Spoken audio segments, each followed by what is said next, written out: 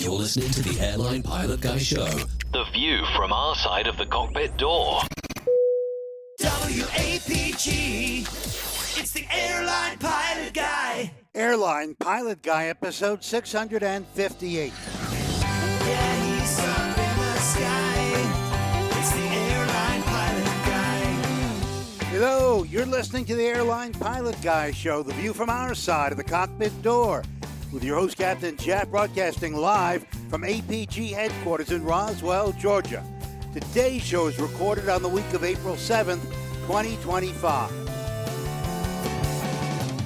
Yeah, he's up in the sky. It's the Airline Pilot Guy. Put your light and he's flying by. With the Airline Pilot Guy.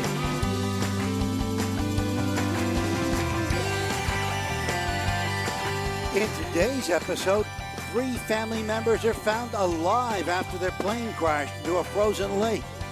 Veteran crew members at Delta celebrate a milestone with a new in-flight video. Thank you for choosing Delta for 100 years and counting. Also ahead, more news and your feedback.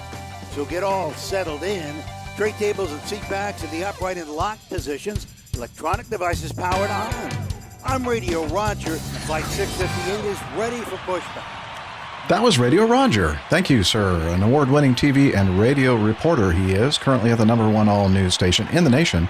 1010 wins on 92.3 FM in New York City! Welcome to the Airline Pilot Guy Show. It's an aviation podcast covering the latest in aviation news and answering your great feedback.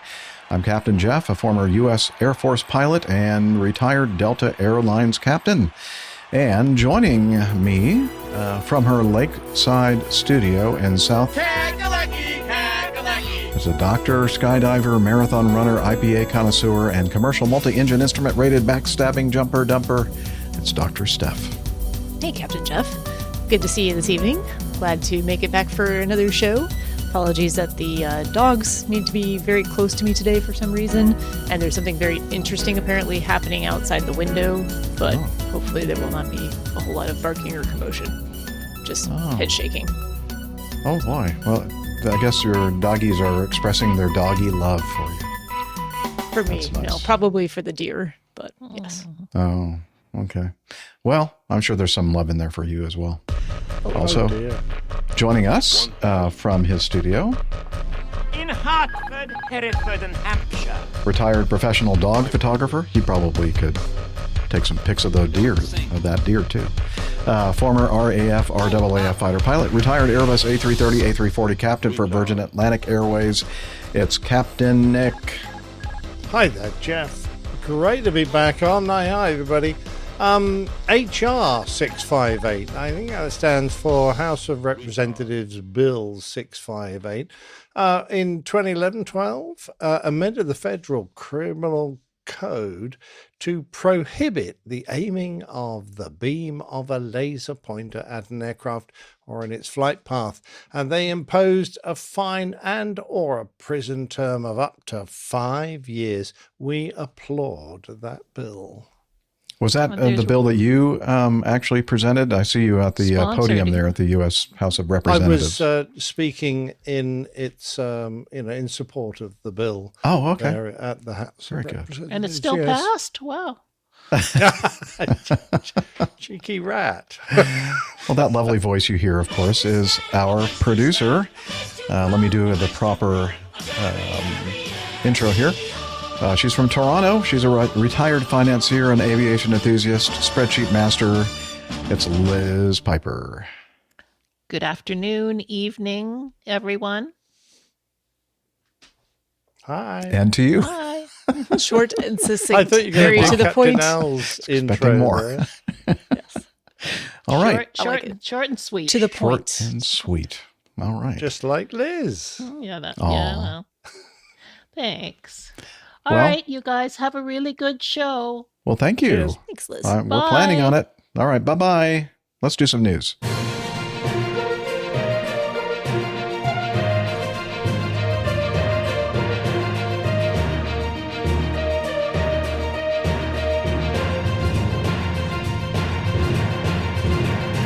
Stand stand by for news. Okay, the first item we're going to cover today is this from the Aviation Herald.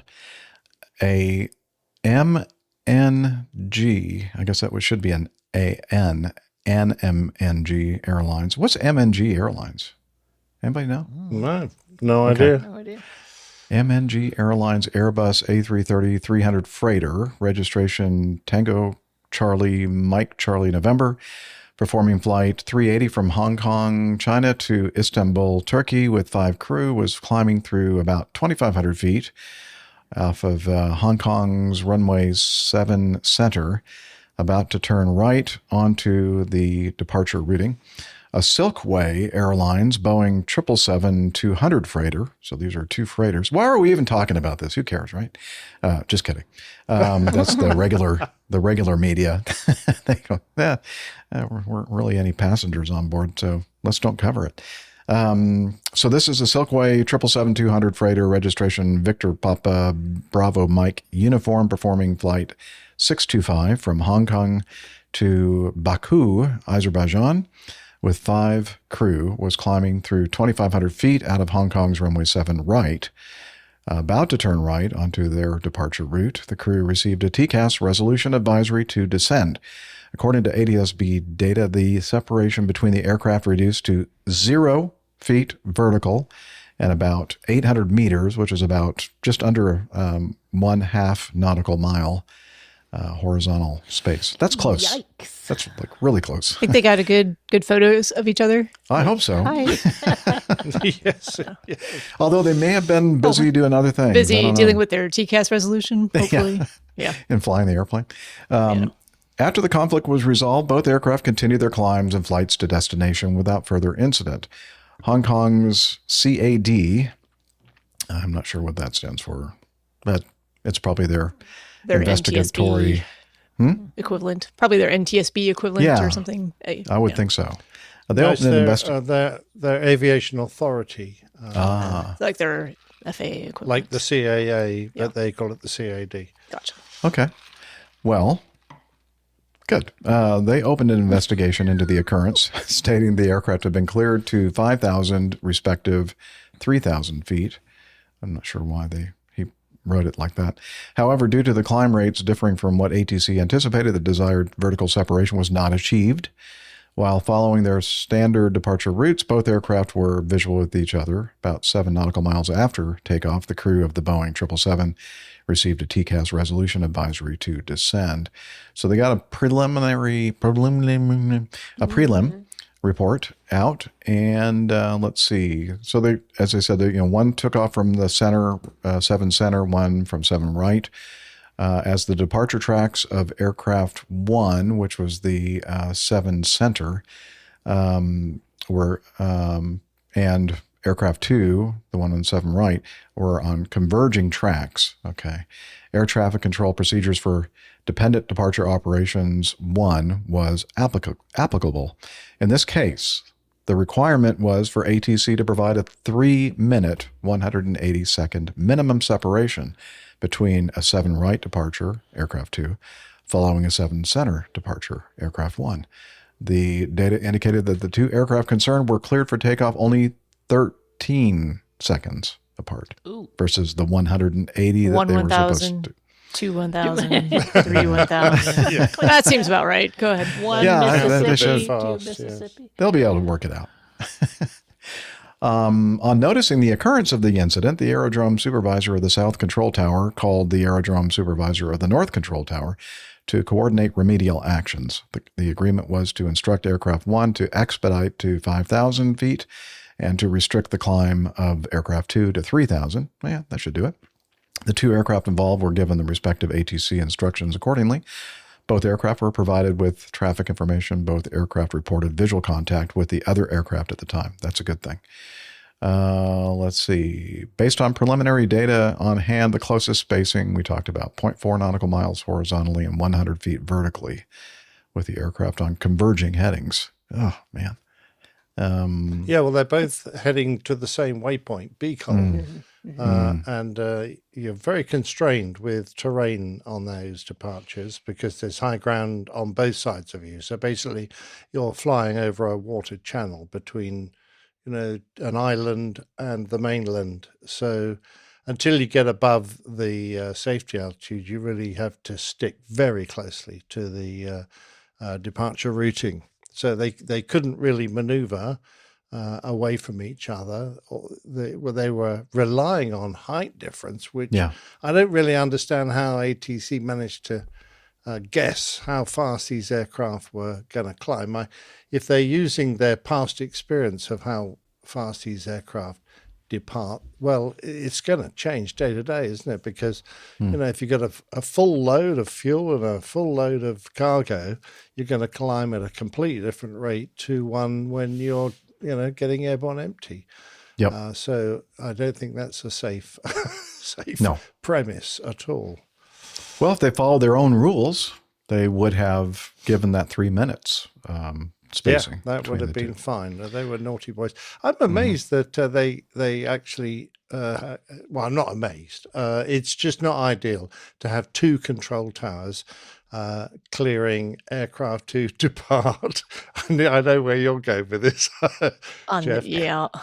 From runways pointing in the same direction, for example. But, I guess that they don't get a view across the width of this airfield for one control tower to be able to observe everything. You think they would have to, though, the way they have the procedure designed, if there's a requirement for a 3 minute, or they'd have to be in communication or coordinating in some way. You'd think. Yeah, you would. I would hope there would be some data available to them to indicate when they get a departure. But by the way, MNG is a Turkish airline, and MNG are the initials of the founder of the airline. Very good. Well, we have the answer of MNG. So it's not Mr. like short Nice for Guy. Mr. Nice Guy Airlines. It's Mehmet Nazif Gunal. Ooh. I prefer Mr. Nice Guy. Yeah, that's much easier to pronounce. Well, thanks, Liz. Our staff figured out what MNG stood for. That's great. Thank you very much. And we'll have in the show notes, of course, the aerial Google Maps or Google Earth view of the departure routings and what Captain Nick was talking about there, that water channel that they have to kind of fly over to avoid the high terrain to either side of the tracks. So. Yeah, it's just one of the oddities of Hong Kong is that they're difficult approaches. You've got to stick very closely to them, go-arounds in particular. Even at the new airport, the old airport was notoriously hard to keep clear of the high ground. But this new airport, despite the fact that they, picked the spot where they're going to have it, there are still plenty of restrictions. All right, very good. All right, let's continue with this next item. It's a final report from the Aviation Herald. Well, the Aviation Herald is reporting on the final report. They didn't actually publish it. An Aeroflot Su-95 at Moscow on May 5th, 2019. And we covered this shortly after it occurred. Aircraft bursts into flames during rollout and burns down. Oh, you know what? I do have some video of that, Liz. So I'm going to go ahead and play that while I do some talking there. So tell me if when you'll to put, add it. Just add now? it. It's okay, right there. And let me hit this button right here. And there we go. That's kind of a skidding. Remember that? Okay. Oh, yeah, horrible. On the 29th of March, 2025, the MAK released their final report concluding the probable causes of the accident were, let's see, I should probably kind of talk about a little bit about what happened here. There was some thunderstorms in the area, especially some severe ones right off of the departure runway. And they apparently knew it was there and discussed it, and they thought, well, this shouldn't be too bad. And so they took off, and they flew through this thunderstorm, and it was a lot worse than they had expected. And it knocked off the autopilot system because of the turbulence, and then it reverted to manual mode, I believe it was called, and as opposed to the what would you call it, fly-by-wire control system that has all the computers interacting, and it flies much more stably when you have that kind of system, like the Airbus. When an Airbus reverts to what do they call that, Nick? When you revert all the way down mode to would direct be mode. The first, degradation. Degradation. What's it? I've just invented Degradation. Degradation. Thank you. I like it. Anyway, so they came back around. They finally got control of the aircraft, sort of, and got vectored around for they had some problems with the radio communications. They got hit by lightning. That's probably what turned off the auto flight system. And they got vectored for an ILS approach, and they sort of got established on that. And as they got closer to the ground, the captain purposefully ducked under the glide slope inside of the decision height point, and slammed the airplane onto the runway. It bounced, I think, a total of 3 times. Let's see. So let me go back here to the report itself. The final report concluded that the probable causes were the ineffectiveness of the RRJ-95 flight personnel approved training programs.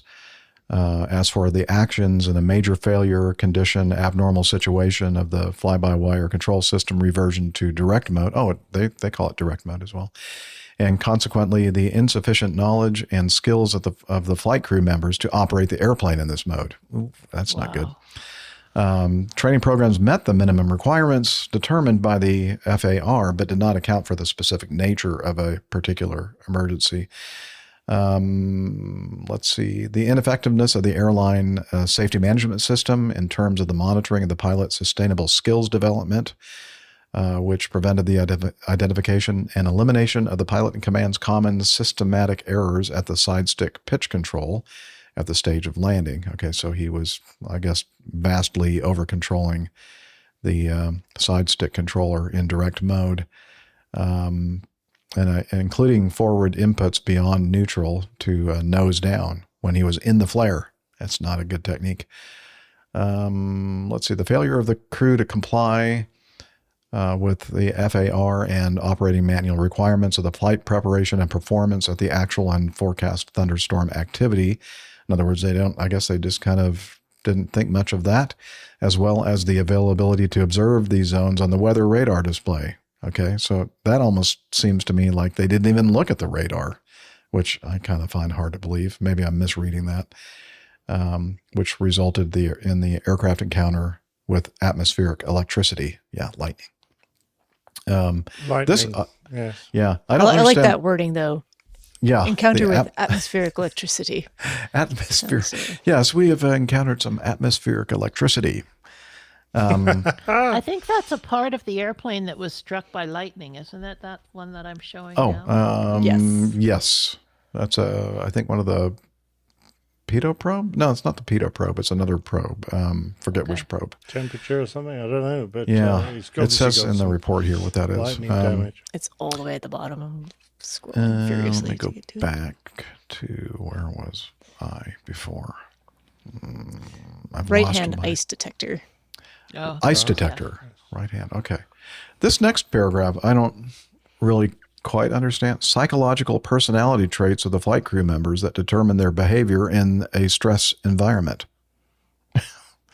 Okay. So was he saying they got stressed out? I guess. Or they maybe reacted improperly to the stressful situation. Yeah.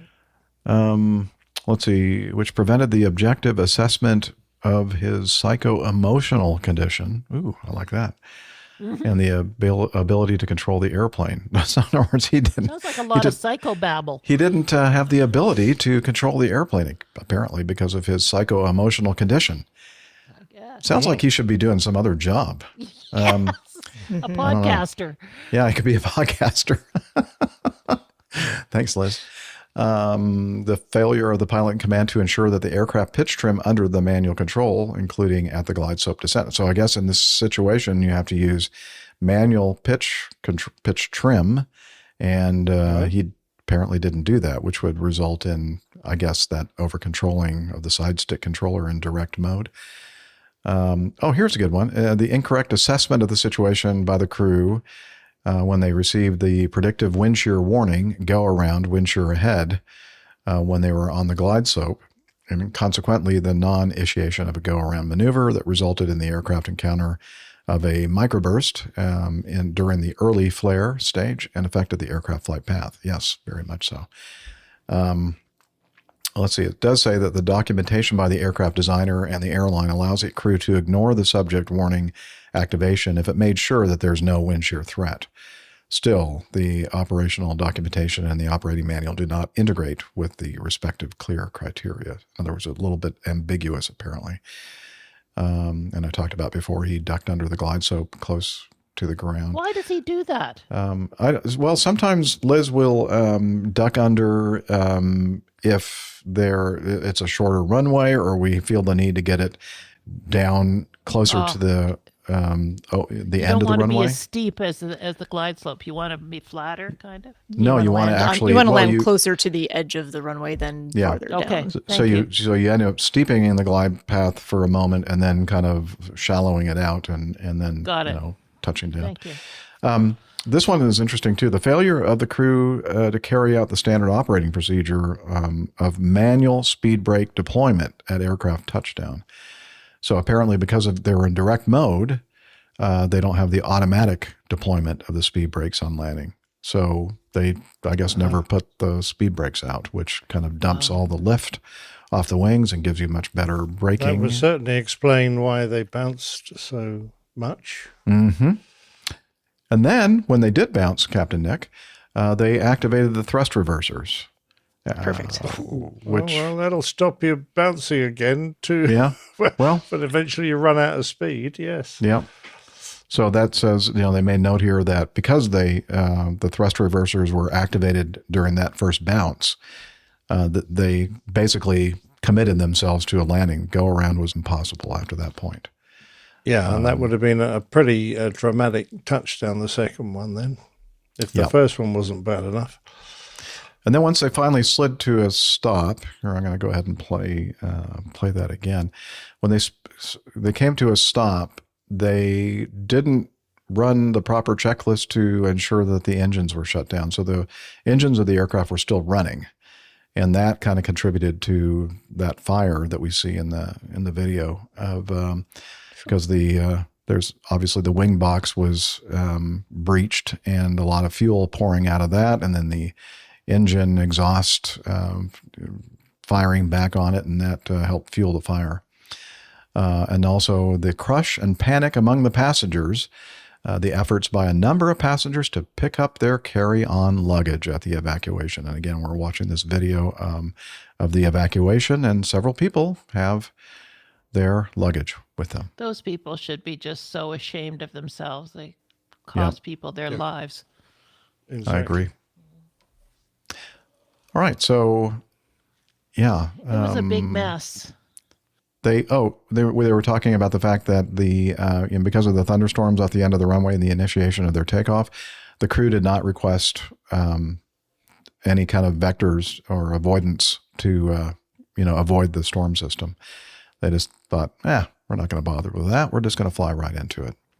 In fact, the pilot in command said to the first officer, "We are going to get shaken." And the first officer said, "Damn it."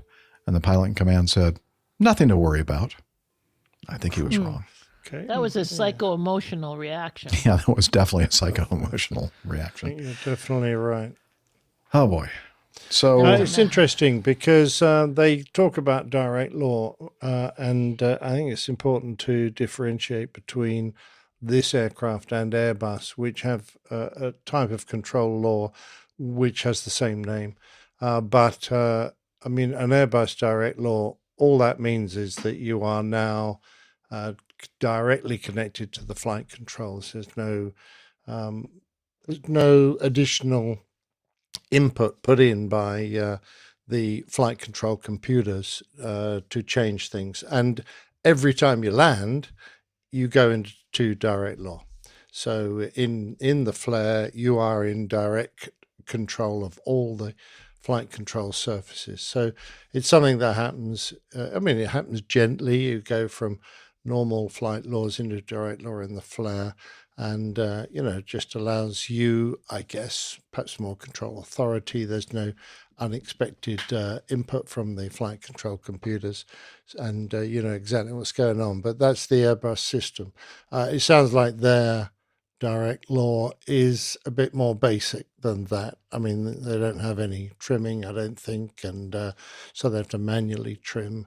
And it certainly sounds like the pilots weren't well trained in flying in that mode, and it was hard for them to realize. Well, they just didn't realize all the things they needed to do in addition to just landing the airplane. Yep. Neil has a question here. Yeah, could the running engines have actually pushed the fire aft, helping the evacuation? Well, according to the investigators, let me see if I can find that paragraph where they talked about the engines not being shut down. I think they're more like to fan the flames, quite honestly. I think you'd want to do everything possible to not encourage the fire to grow in size. I mean, that's not enough. I don't think, there's... All it's going to be doing is encouraging the fire to increase in size, not pushing it away from the fuselage at that point. And since they can't really see what's happening behind them, I don't think it would have been something they would have even considered to do on purpose. Oh, yeah. I don't think so. Let's see here. It says large amount of fuel spilling out of both wing panels penetrated the area of the exhaust mixing nozzles, exposed directly to their jet streams. So I think that was a bad thing, not a good thing. I don't think but good question, Neil. Okay. I'm going to go ahead and remove that from the stream. And what else to say here other than, well, it's sad because I think 41 passengers passed away and 40 of them due directly to direct exposure to fire, flames. Terrible.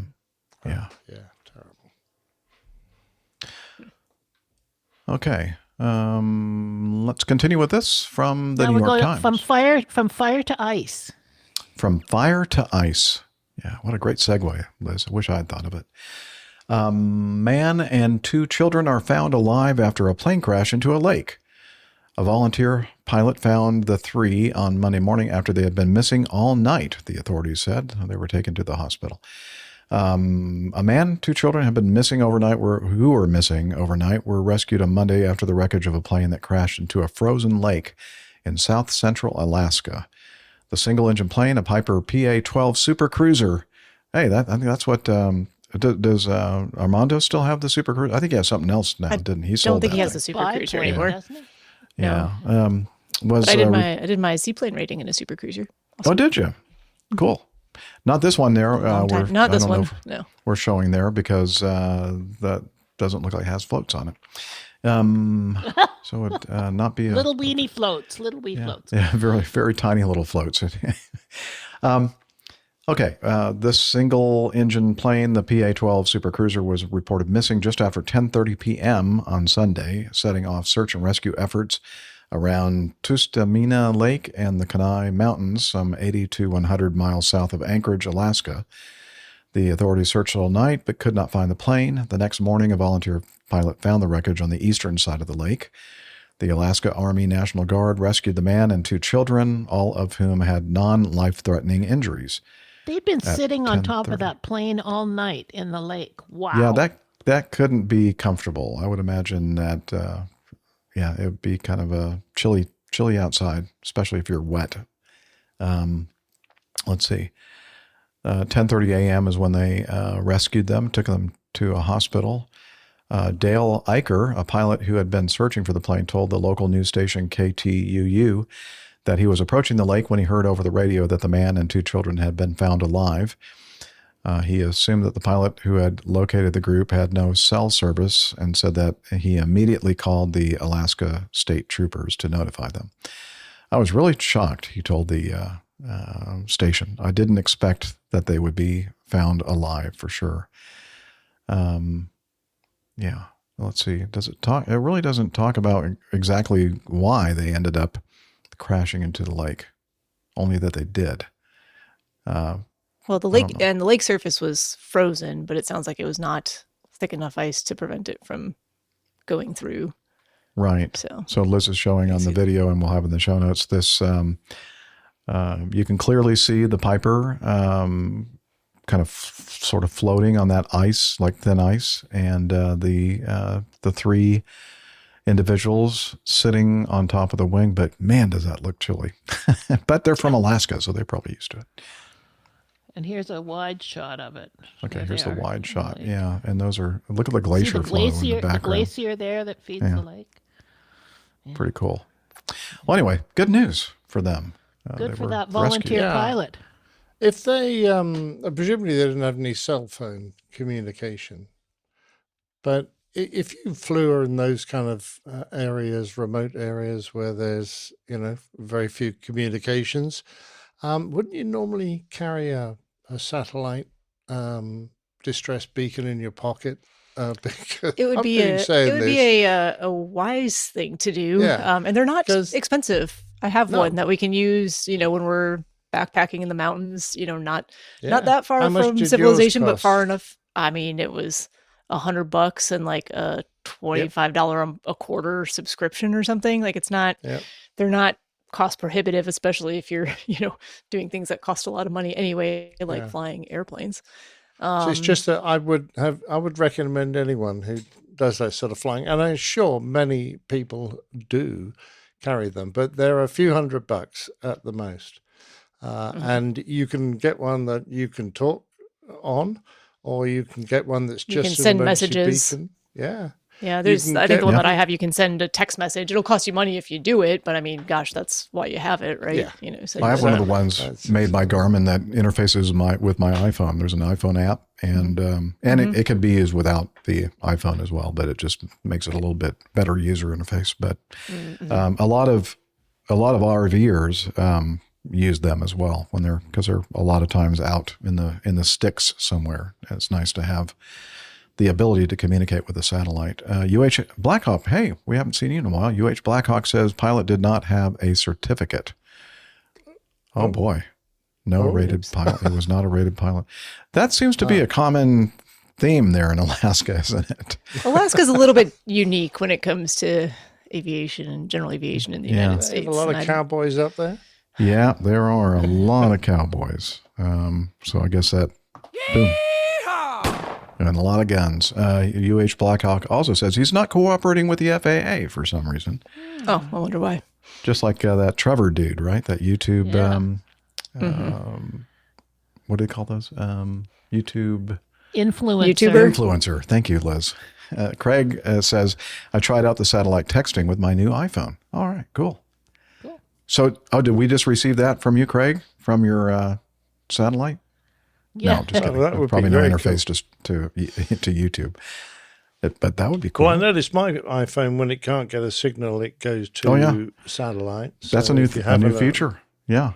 If you have a fall or something, or you need emergency aid, you can just use your iPhone. Yeah, I think it's only the newest couple of generations of the iPhone with the proper operating system have that ability to actually use or text to the satellites. Absolutely brilliant. Yep. Yeah. All right. Let's continue on then with this from. We got an update from the last show. Av Herald, is that what we're looking at? No, we're looking at this. I did my normal thing where I skipped too far ahead. An update from the last show. We talked about the brawl in the control tower at DCA in Washington. It says that the FAA now says that it's, and this is from Paddle Your Own Canoe. The FAA says it's sending its own counselors to the control tower and they're reviewing a number of arrivals that controllers are expected to deal with after that bloody brawl broke out between two on-duty staffers last week. A 39-year-old air traffic controller involved in the incident has been arrested and charged with assault and battery following the March 27 something that reportedly left blood splattered across one of the computer consoles. It was a fight. Hmm? It was a fight. The fight. Yeah, fight. They left that word out, I guess. Yeah, thanks. Sources say that the fight is a sign of just how much stress. That's a wrap. That's a wrap, baby. That's a wrap. Hey, the other thing I was thinking about. I could do with a wrap. Sorry. For show titles, I was thinking before we get too far. Hang on, let me turn this through on both aircraft. In the aftermath of the accident, the controllers have been under intense pressure to safely manage the heavy air traffic around the airport, while the FAA has come under fire for not providing enough support to the stressed team who witnessed the harrowing moment that the aircraft collided in January. Let's see. Without specifically referencing the physical altercation or the criticism it has faced, the FAA said in a statement on Wednesday that it was increasing support and oversight for the air traffic controller team at Ronald Reagan Washington National Airport, DCA. The FAA said that they were evaluating current arrival rates at DCA, which could result in flights being cut to the airport to allow more time between planes landing at the airport. Ooh, what a great idea. To support the well-being of controllers, a critical incident stress management team will visit DCA in early April, offering confidential support for staff following stressful events. I thought it was interesting. At present, most aircraft arrivals are disproportionately concentrated in the last 30 minutes of every hour. So the FAA could try to spread the arrivals across each hour in order to alleviate pressure on the control tower. Yeah. Wow. Well, I'm glad that they're doing something there to help these poor folks that have to work in that stressful environment. No more fisticuffs. Yeah. I know what I do. I go in there and I just punch them all.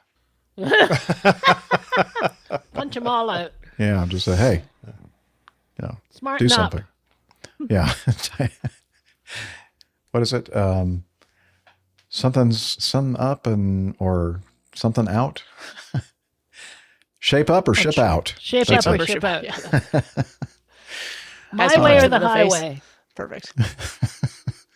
Another one from the Aviation Herald, a final report.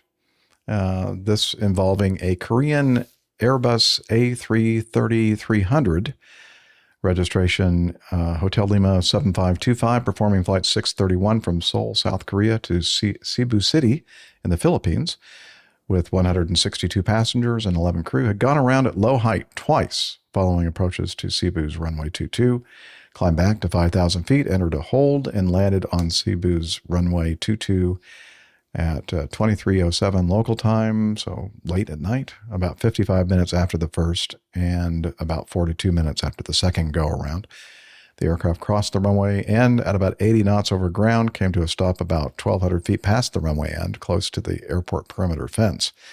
No injuries are being reported. The aircraft, having broken through the localizer antenna, received substantial damage, including collapse of the nose gear, damage to the nose underbelly, and penetrations to the cockpit. But it was a much better outcome than that 737 that crashed into the localizer antenna array at... what was the name of that place? I've forgotten. In South Korea.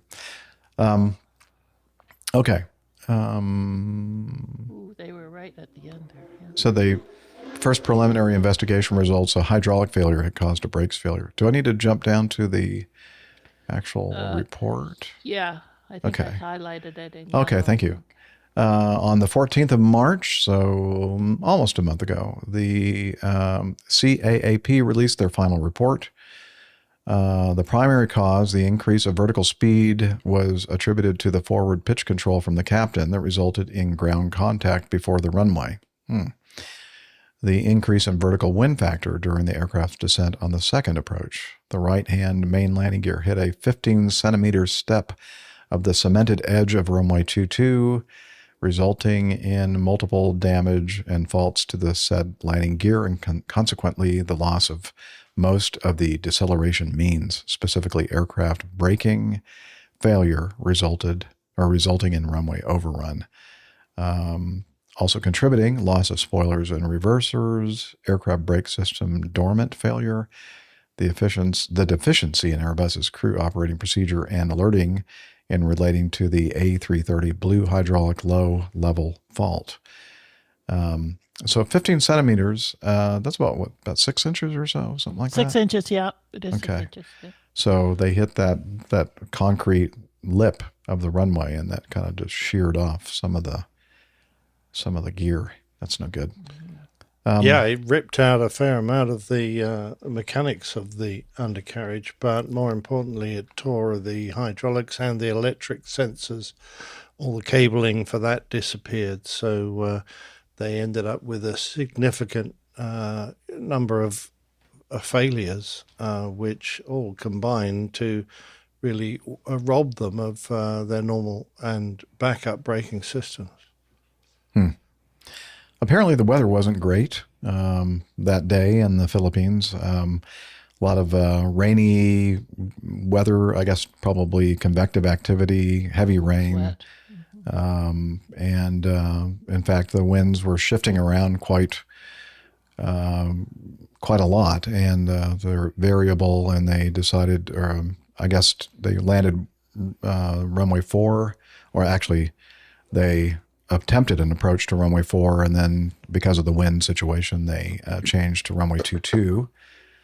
And it just looks like the weather was just too bad for them to have a successful outcome here. Although I think that they're probably trying to say that had the captain not pushed forward in the flare or close to the runway, that perhaps, they could have avoided shearing the gear and related systems failures. Yeah, I mean, it's an inexplicable act on the part of the captain and he put quite a significant forward control movement to descend the airplane short of the runway. I think everyone's sort of scratching their heads going, why did that happen? But of course, he might have got away with it if the transition between the undershoot, the rough ground before the runway, and the runway lip was smooth. But, I mean, who builds a damned airport with a great big concrete lip? And it wasn't huge, but it was enough to wreck that airplane. Whereas a lot of other airports with a decently constructed undershoot, even if it's only earth, leading up to the runway, he might have got away with that with a lot less damage, and obviously, might have been able to keep control of the airplane, stop it from running off the end of the runway. So the only other place that I've seen the end of runways look like this, Captain Nick, were ones that were in Africa. I've seen a lot of those incidents, and where airplanes have basically caught that big lip. I'm sorry. The only thing I can think it doesn't take much to fix it. Or you just get a day with a bulldozer, probably enough, just to get the ground leveled prior to the runway edge. So this is the second news item that we've talked about today involving the pilot flying, ducking under close to the runway. And in both cases, it had negative results. Yeah, pretty traumatic. Okay, this from the Aviation Herald final report, Alliance E190 at Honiara on February 23rd, low speed on departure. Okay, an Alliance Air Embraer ERJ-190 on behalf of Solomon Airlines, registration Victor Hotel Uniform Yankee India, performing flight 700 from Honiara and the Solomon Islands to Brisbane, Queensland, Australia, with 66 passengers and 4 crew. We're climbing out of Honiara. How would you say that with a Australian accent, Nick? Honiara. There we go. I knew. I just can't do it. When the aircraft did not accelerate, the crew reduced the flaps, resulting in a visual low-speed alert. The crew subsequently discovered that the speed mode had been incorrectly set. I wish we had some of the folks that I know are in our APG community that have flown the ERJ 190. Maybe somebody in our Captain live chat Craig. may raise your hand or say something if you've flown this airplane. Captain Craig would definitely be one that I was thinking about.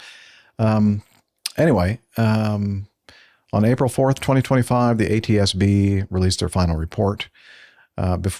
During the before start procedure, so the airplane's on the ground before they've even moved the aircraft, the captain unintentionally left the speed selector knob in manual mode instead of flight management system mode with no manual speed set. It kind of reminds me of that 777 at one of the Middle Eastern airports that took off and they had zeroed out the the altitude and the altimeter. Yes. It did an altitude capture at nearly 0 feet. Yeah, they tried to fly the runway back into the climbing. Ground. Yeah. So this one, nothing to do with altitude, but speed. But it's another one of those aspects or parts of the autoflight system that you need to have set properly before you set off on your flight. And so for some reason, it said he unintentionally left the speed selector knob in manual. The manual speed mode selection was not detected by either flight crew member, resulting in the aircraft decelerating after vertical flight level change mode was engaged. So after they are, in the air and then they changed the mode of the auto flight system, it goes, okay. And, you want me to go to 0 speed. Okay. That's not good. For airplanes to fly, they have to have some speed. While the captain was monitoring traffic, you'd think that he may have noticed that the engines were not as loud as they normally are. I don't know. Yeah. Or at least, like decelerating or going to idle or whatever. So the captain was monitoring traffic, weather, and making a radio call. And the FO was not effectively monitoring the airspeed. That's critical. You have to. And as a result, did not initially detect the aircraft decelerating. Having assessed that the low airspeed was due to excessive drag. Okay, so the captain thinks, we're slowing down because we have too much drag. The captain retracted one stage of flap while below the minimum flap target speed. Yeah, so now you're getting rid of your lift capability. Made it worse. Yeah, made it worse, resulting in the aircraft entering a low speed state. Embraer's airplane operations manual was inconsistent with its standard operating procedures manual in relation to speed mode selection. This increased the risk of flight crews departing with the manual speed mode unintentionally selected. Consistent with Embraer's airplane operations manual, the Alliance Airlines pre-flight procedure required the flight crew to unnecessarily initially set the speed knob to manual. This increased the risk of the aircraft departing with the incorrect speed mode selected. So what are they saying there? They're saying that... I think they're saying that part of the checklist takes you through an unnecessary speed mode selection. Yeah. That could get left there. Yeah, and if you miss the next step, then it gets left in a selection that it should not be on. Okay, so the checklist doesn't tell them to set it to manual. It tells them to do something with it, but they just did the wrong thing. No, I think it does tell them to set it to manual, and then I think later on it directs them to set it differently. But it's just an unnecessary step. It never needs to be in manual, is the way that I read that. I'll bet they've changed that. I would hope so. And that was the inconsistency that they were talking about, I think, with the Embraer's, standard operating procedures versus what needs to be And done. the other question I have is, what flap do they take off with that the captain thought that it was creating so much drag that the aircraft wouldn't accelerate? I mean, he really didn't analyze that situation very well at all. Not at all. Not at all. I would think it would be obvious if you're in the airplane, especially if somebody that has a lot of experience in flying airplanes, that the airplane is decelerating and the engine sound is going down, getting quieter. Yeah. That would be the cause. The thrust would be the issue, not the drag. But that's just me, I guess. Likely due to a training deficiency, Alliance Airlines flight crews' conduct of the before start procedures and pre-takeoff brief review were not being performed effectively to ensure that the speed selector knob was correctly set and checked, which increased the risk of the low speed event after takeoff. Let's see. Alliance Airlines right seat pilot shutdown flow was undocumented and not in accordance with the manufacturer's guidance. Alliance flight crews were regularly changing the speed selector knob setting during the takeoff run. Nice. What? Interesting. What? Why would you be doing anything? What? I don't know. Your takeoff roll? I'm thinking, can this be right? This sentence? Well, that just. Apparently, I guess so. Yeah. Why? Yeah, I mean, as you said, Steph. Why would you be doing anything other than power set? Yeah. Yeah.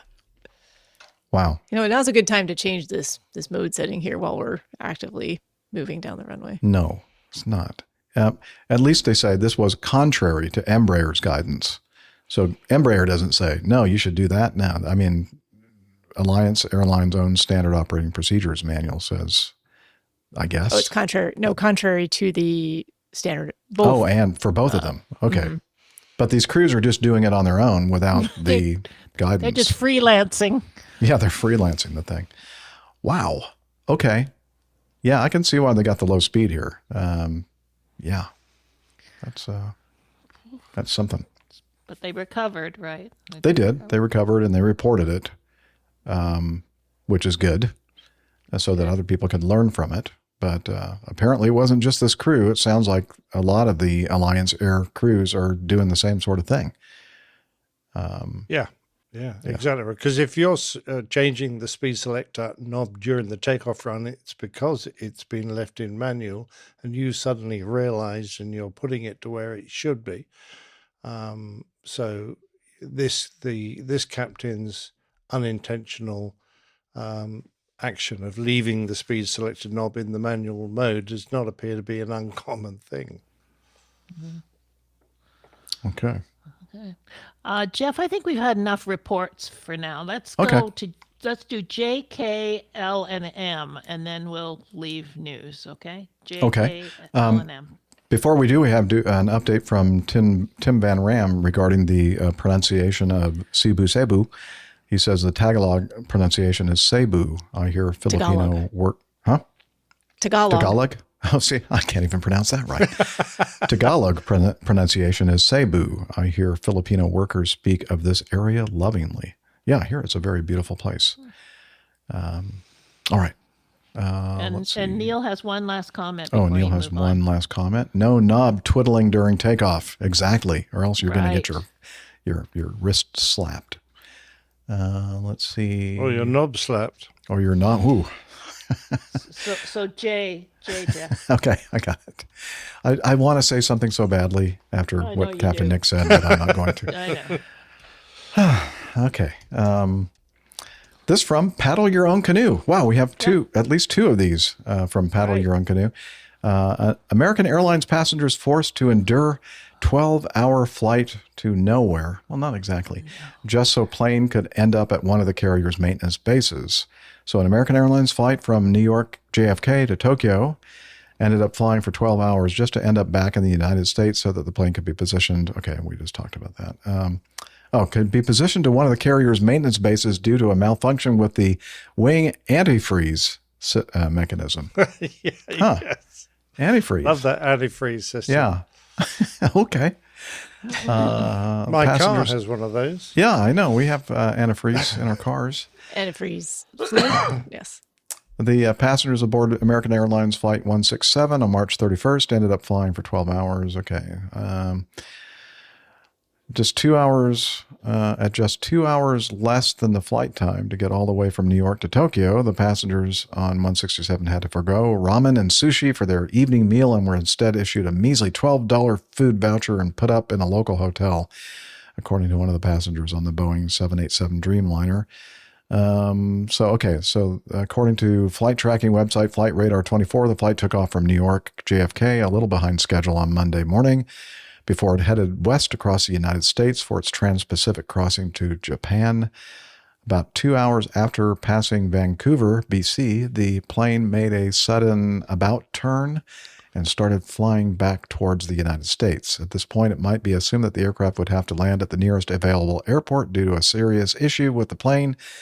But after passing straight over Seattle at a cruising altitude of 37,000 feet, the plane then followed. Don't they make them in Seattle? Yeah, they do, but American Airlines apparently doesn't have a maintenance facility. Get some warranty maintenance there. Okay. Yeah. The plane followed a diagonal route across the U.S., passing over Idaho, Wyoming, Colorado, and Oklahoma before ending up in Texas. According to a passenger account of the incident, the pilot told everyone on board that there was an issue with the antifreeze mechanism on the wings. I think they probably misheard the pilot. I don't think any pilot would ever say antifreeze mechanism. Or maybe he did. I don't know. Maybe they did. Maybe that's just easier for the layperson to I was dumbing it down. Yeah, I guess that's possible. Dallas-Fort Worth appears to be an obvious choice as American's primary hub with a major engineering base and replacement aircraft and crew on standby to rescue the stranded passengers. That fact, however, is probably little solace to the passengers who had spent half a day on a plane and had been rescheduled on a replacement flight that would get them to Tokyo more than 24 hours late. So they weren't very happy about that. Well, I'm not surprised. As it turned out, they would have been much better going to Seattle and having it fixed there. Give the crew a minimum rest in a hotel. They would have been off actually quicker than they would have after going all the way to Dallas. I would think so too. Presuming they could get it fixed in Seattle. Yeah.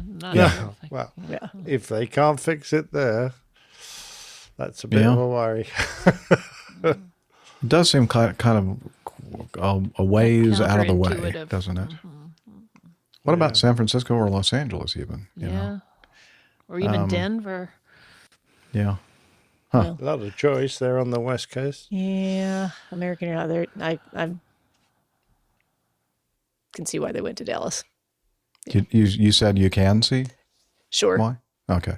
Just because it's American Airlines. And okay. That's where their maintenance. That's where their main maintenance base is. I can tell you're being very pensive about your actual. My choice of I mean, I'm just trying to think where else they would have a replacement aircraft crew and be able to do the required maintenance work. Mm-hmm. I'm sure this was discussed, en route back where they were going to divert to and what made the most sense and where aircraft and crew were positioned and what type of work needed to be done on the aircraft. So I'm sure this was very deliberately chosen and not just, hey, you know what? Let's just go to Dallas. I found this update. The captain has a girlfriend in Dallas. Okay. They want some Texas barbecue. Yeah. You know who I feel sorry for? Who? The crew who had to take them on their second attempt to get to Tokyo. Yeah. Especially the flight attendants. Yeah. Oh, yeah, exactly. Yeah. And Dallas to Tokyo is not a short flight either. I've done that. It's still anywhere from the U.S. hours. is a long flight to Tokyo. Okay. Wow. Let's hear about some other disappointed passengers. Okay. Well, I think that Liz is the only one that's disappointed by this one. Let's see. This is from Delta Airlines. No. K. Oh, I thought you said L. No, I said some more disappointed You can passengers. go to L if you like. Oh, I did it again. Sorry. I'm always getting ahead of myself and then screwing myself up. Okay. Stop doing that. I'm trying to stop doing that, Liz, but I can't help myself. And it's another Paddle Your Own Canoe article. Hundreds of passengers on a Virgin Atlantic flight to Mumbai stranded in a remote Turkish airport after emergency medical diversion leads to a hard landing. Oh. As many as 335 passengers on a Virgin Atlantic flight spent an entire day and night sleeping on the floor of a small and remote airport in eastern Turkey. Yay. After an emergency medical diversion led to a hard landing. Huh? How exciting. Yeah. We're like, wow, this is fun. I've never been to eastern Turkey before. Now, it doesn't really say why they had the hard landing that I recall, but I would imagine that airport probably doesn't have a super long runway, I'm guessing. I don't know. Maybe it has a lip. It could have had a 15-centimeter lip, just like the other one. Virgin Atlantic Flight 358 departed London around 12 p.m. on March 2nd, but less than 4 hours into what should have been a routine 8-hour flight to India's financial capital. The pilots were alerted to a passenger suffering a serious medical issue. The pilots decided to land the 4-year-old wide-body. I don't see why that's important. It doesn't matter how old the airplane is. As quickly as possible so that the passenger could be rushed to the hospital. At this point, they were flying over eastern Turkey with limited diversion points. Flight 358 ended up landing at Diyarbakir Airport, I guess, I don't know, which is a military airbase and small public airport located around 80 miles north of the border with Syria and more than 600 miles southeast of Istanbul. Once on the ground, however, it soon became apparent that it wouldn't just be a case of sending the sick passenger off in an ambulance and quickly departing the airport to continue the journey onto Mumbai.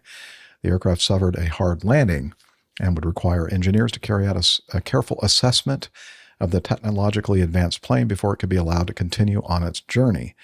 Of course, as a small airport with limited air traffic, they didn't have any engineers that could carry out this type of inspection on an Airbus A350, so Virgin Atlantic was forced to fly its own engineers out to eastern Turkey. Getting the engineers to Diyarbakir, however, wouldn't be a quick task, so the passengers were told they would have to spend the night in Turkey so the plane could be fixed. Unfortunately, most of the passengers didn't have the necessary visas to enter Turkey, so they were forced to spend Wednesday night in the small passenger terminal at the airport. By Thursday afternoon, though a thorough assessment of the aircraft was still taking place, it was unclear whether the plane would be cleared to fly on Thursday to get the passengers to Mumbai. Having spent an entire day at the airport, the passengers eventually were given a slight reprieve when Virgin Atlantic won exceptional approval from Turkish immigration authorities to move the stranded passengers to local hotels for a second unscheduled night at that airport in eastern Turkey. In a statement, a spokesperson for Virgin Atlantic explained that the Flight 358 was canceled due to an urgent medical diversion, followed by ongoing technical inspections of the aircraft. Okay, so here at the bottom line is, I guess they finally cleared the aircraft airworthy after the thorough inspection, and the passengers being provided with overnight hotel accommodations, refreshments, etc. According to Google, quick Google search, the runway length at Diyarbakir is 11,644 feet long. Okay, well, so much for that idea that I had, that it was a short runway and they needed to get it down, and that's why they had a hard landing. Well, the other thing I was going to ask, and it seems like it was probably, I don't know, it seems important to me. Whatever happened to the sick passenger? Yeah. They don't Went say to anything. hospital. Unimportant. Okay. No, he had indigestion, so he got back on the airplane.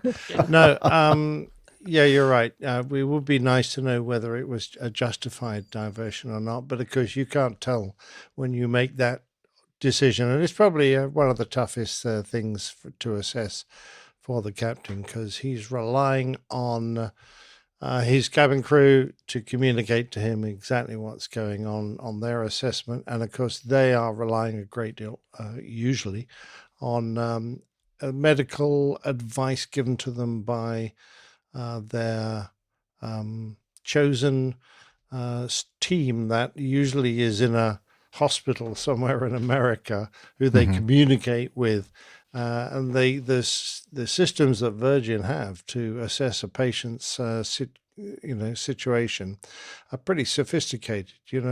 Cameras, testing and measuring devices for blood pressure and blood oxygen, that sort of thing.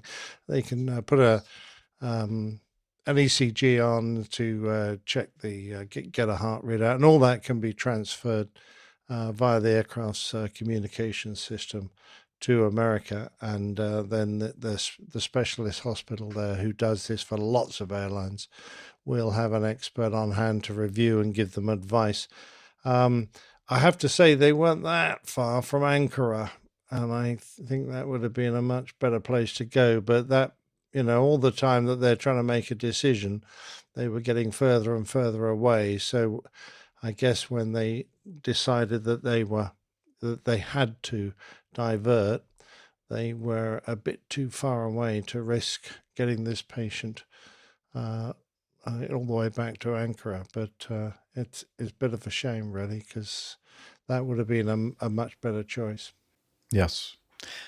I would have gone to Baku, Azerbaijan. That wasn't too far either. So they said they flew the engineers out to do the inspection. Couldn't those engineers have been flown out on a replacement plane? And then, that is a good question. Like, If you've got one that is available, yeah. Yeah, that's true. It's not a huge fleet. That's right, Nick. No, it's not a big fleet. Yeah, got it. So that itself is an issue. Gotcha. Yeah, and usually a hard landing doesn't. Very rarely, just the aircraft often senses a hard landing, and it will spew out a bit of paperwork with a report on it, and the engineers just do an inspection. And 9 times out of 10, there will be no actual maintenance required. But perhaps this was more complicated than they initially thought. Yeah. Well, I think they did their best. It reminds me of the 747 of Virgin that diverted to a little Canadian place, Iqaluit. Yeah, Iqaluit up on Baffin Island, yeah. Yeah, with a medical emergency. And taxiing in to get this medical, this patient off the aircraft, they ran into a stanchion and damaged one of the engines because they weren't being sufficiently well marshaled because they're not used to having 747s go into this airport. And they were on the ground for ages. I mean, and they had to put everyone up in a gymnasium or unplanned something. vacation to Iqaluit. Yeah. Enjoy. Yeah, exactly. Was that the one where they had to put the tents around the? No, that was an either Swiss Air or Air France. Oh, that was a different one. Was. Okay. Yeah. Wow. Okay, now you can play your video, Jeff. Okay, thanks, Liz. Let's go to this next one. See, I waited. I didn't click ahead, so I'm trying to control myself. So this is a safety video from Delta Airlines, and we're going to go ahead and... In honor of its 100th anniversary. In honor of its 100th anniversary. So it's a centennial video. How about that? So let's have a look-see. What do you think? For a century of flight, Delta has always put safety first. Welcome aboard, and thank you for choosing Delta for 100 years and counting. That's Jade. Delta Airlines. The health and safety of our customers and crew is There's our number Nate. one priority and the shared responsibility of everyone on board. So, before we depart, please pay attention to this important message. That's the Stow all 1920s. carry-on items in an overhead bin and place smaller items completely under the seat in front of you. Larger electronic devices Alana, must be placed in a bag. 1940s. Handheld portable electronic devices, What happened in the including mobile 1930s? phones, should also be secured. Never happened. Keep Unimportant. the aisles, exits, and bulkhead areas clear. If you lose an electronic device in your seat, please do not adjust your seat The and ask the crew 1950s. member for help. Julieta. As we leave the gate, fasten your seatbelt by inserting the metal tip into the buckle and adjusting the strap so it's low and tight across your lap. To The release, 60s. lift the top of the buckle. If your seat has a shoulder harness, attach the metal tip to the fitting on the belt. To release, push the metal tip down. Stay seated with your seatbelt fastened when the seatbelt sign Got a is mini on, skirt there. and keep it fastened whenever you're seated in case of sudden rough air. In the event of Looks like a rough air, the communist, crew might also need to buckle uniform up for to me. safety. We appreciate your Wasn't understanding. very if our imaginative, service was it? is interrupted. Federal regulations require all passengers to comply with all crew members' instructions, along with the posted placards and lighted information. I'm going to turn the volume down a little bit on that video so we can make our cute, pithy comments. E-cigarettes or any smokeless product, including Oh, that's significant, that scene right there. She's the one that did the no smoking. Hang on, we with did the- it in the 60s. disabling or destroying restroom smoke detectors. So it's like the 70s. 8 doors. Okay, this guy, I think is the 70s. Kind of feels like the 70s to I'm me. looking at the like floral, flowery design Yeah. happening. Carry Yep. baggage will slow the evacuation. All exits Disco ball. Disco Were those ball. were those standard equipment on in the Yes. aisles of aircraft in the 70s? I wasn't Yes. around in the 70s, so They I were in can't say pilot much. poker parlors. That's true. Yeah, remember the pilot poker that's right. parlor? Yeah. Oh, there we go. Oh, the Exercise. 80s. Jazzercise. Alana in the 80s. Panels above your seat and inside the lavatories. Reach up and pull a mask or streamer down to start the Glad flow we've of moved oxygen past for that face fashion covering. yeah. Put the mask over your era. nose and mouth, slip the elastic strap over your head and adjust the Like, mask if necessary. Breathe normally, and know the oxygen is flowing, so don't worry if the Flash back doesn't dance or inflate. whatever the I don't thing even was know how called. to. Adjust your own Yeah. mask. Yeah, Flash flash dance, dance. Jazzercise. Some Jazzercise, forehead yeah. sweatbands. Is And, also unlikely. The 90s. well, the 90s weren't so great either, were they? No. What were we thinking back then? Not a lot, really. Not attractive. Sweater vests without anything underneaf them. Wrap the I'm strap sure. around your waist, attach it to the buckle in front, and adjust securely around your waist. As you leave the plane, The safety vests haven't really changed much. or manually inflate Yeah. it, blowing into the tube at shoulder level. It makes the 40s and 50s and 60s look a lot more Yeah. appealing fashion-wise. I think so. Place the vest Yeah. around their waist and secure the strap between the legs. That teal and fuchsia pink color combination was everywhere in the 90s, wasn't it? Lab children Was. are in marked compartments at the front and rear of the plane. We'll distribute And this these just looks vests if like a necessary. clip from like Before takeoff, bring Okay. oh gosh, The 2000s. Footrest and leg rest. which in my head I'm like, yeah, the 2000s. That's where we are now. No, that was I know. 25 years ago. Like, Yeah. It goes on a bit, this, doesn't it? Yeah, it Good does. job they didn't do It's a very the 30s. long. Hopefully, have a long like taxi to go. Yeah, to. Jeff would Yeah, already that's- be at his Safety. destination. Yeah, just like we'd already been in the not air, important, we're just- passing 10,000 feet. Take a moment to review the safety information Okay, card in let's your see. seat. Come on, get to it here. Get moving. Oh, the 2010s. Al is representing them. Take off into the future, sit back and relax. It's Becky. And from all of our crew, thank you for flying with Delta today and for the next 100 years. Okay. No, thank you. Delta 100 years. Well, that's so. Liz, what do you think about this? I think it's very distracting and takes away from the safety message. Myself. Yeah, it is very distracting. We've had this Although kind of I have to say discussion it's before. better than some I've seen, and much better Yeah. than some I've seen. At least they show the actual safety equipment, and they show the inside of an aeroplane. And New Zealand has some ludicrous ones where they're all standing on a beach. You don't even see an aeroplane. The best one I Yeah. saw was a cartoon, so it was animated. Mm-hmm. That was I don't remember who that was. Virgin. Yeah. We used to do one of those. The, In fact, we the probably one still that do. the one that I always remember is was it New Zealand that did Where they were they were all just naked spray and they paint. had body painting. Yeah. Yeah, Yeah, that was distracting. yeah, that was distracting. There was a lot of attention being paid to the actual video, but not a lot of learning about the safety The message, features. I feel no, like. the message got lost. Yeah. Didn't British Airways have a bunch of like comedians and stuff doing it? That was very distracting too. Like, anyway. Yes, Yeah, so- there was a British I'm Airways with one with Liz. comedians. Yeah. I think you've got to get the message across, and making it interesting viewing helps people stay glued to the screen, but for the wrong reasons. But there you go. So this segment, I forgot what decade this was, but they're talking about smoking. And do you remember the famous? I forgot what her actual real name is, but I've flown with her before. She did that famous. Linda Lovelace? No, that's a flight attendant for Delta that did the Sorry. Saying like, she kind of waggles her finger like, Finger. no smoking allowed, smoking. and she became famous for that. It was like one of the very first safety briefings that I recall that had that kind of, I don't know what you would call that, little, not really comedic. Like a vignette. Like a yeah, I'm not sure. But anyway, I think it was kind of cool that they brought her back. I don't think she's still flying. Maybe she's still flying. That's her, the redhead. Yeah, the redhead that She's pretty, did the girl. finger waggling.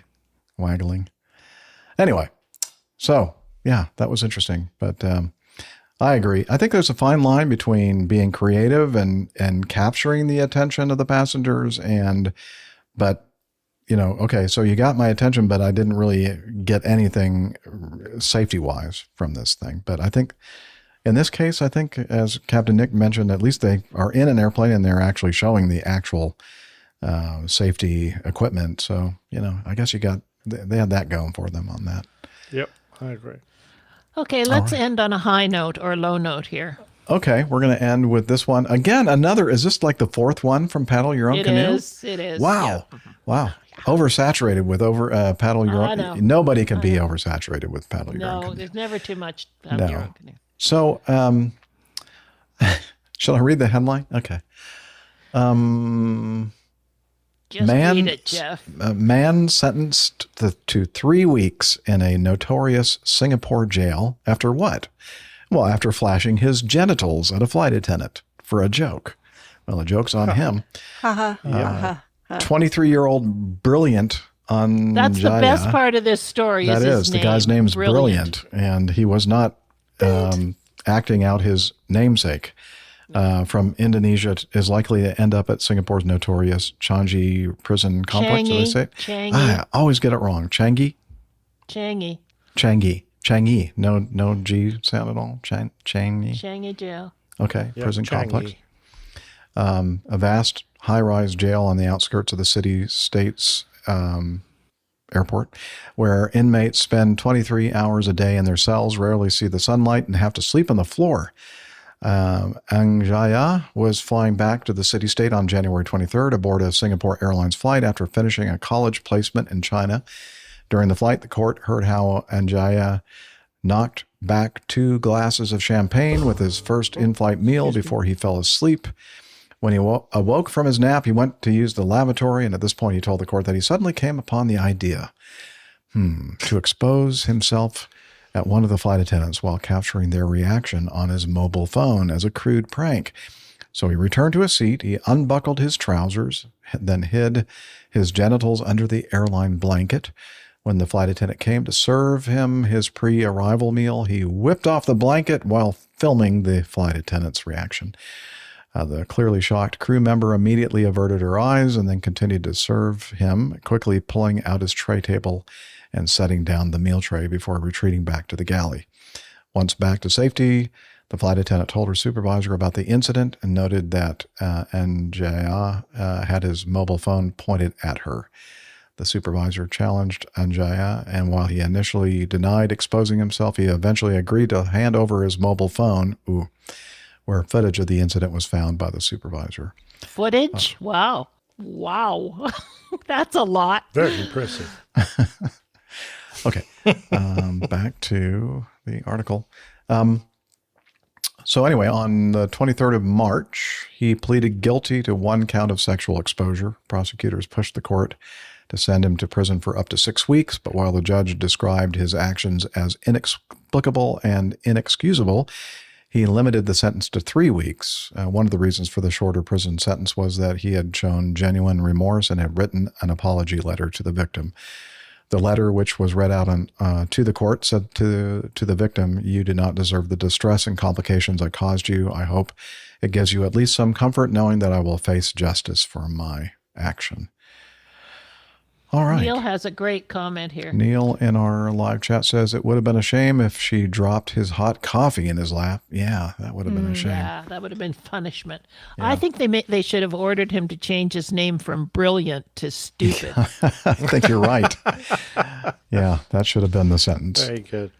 Okay, let's go, guys. Let's get to know you guys. Okay, good. Let's get to know everybody here.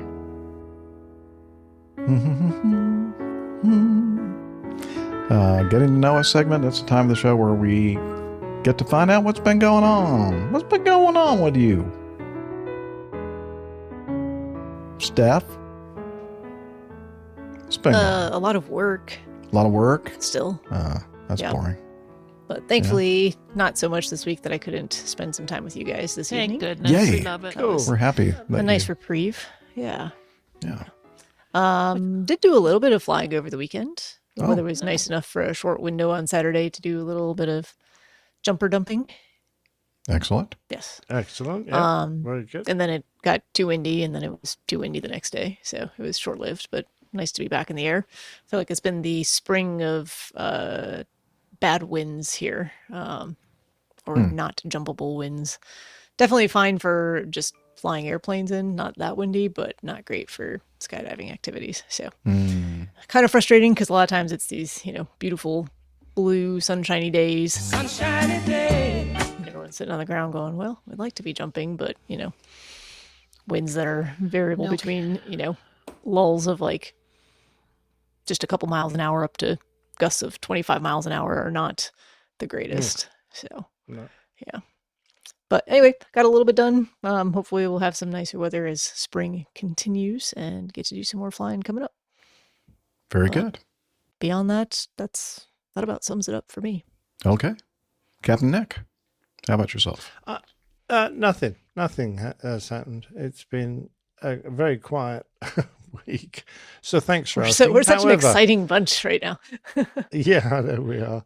Andy Wilson has been in touch, and he was describing the fact that he's involved with a charity, and he's got a very interesting, certainly for aviators, particularly in the UK and Europe, a chance to offer some time in a full flight simulator as part of a deal where you donate money and you might be drawn to get a slot.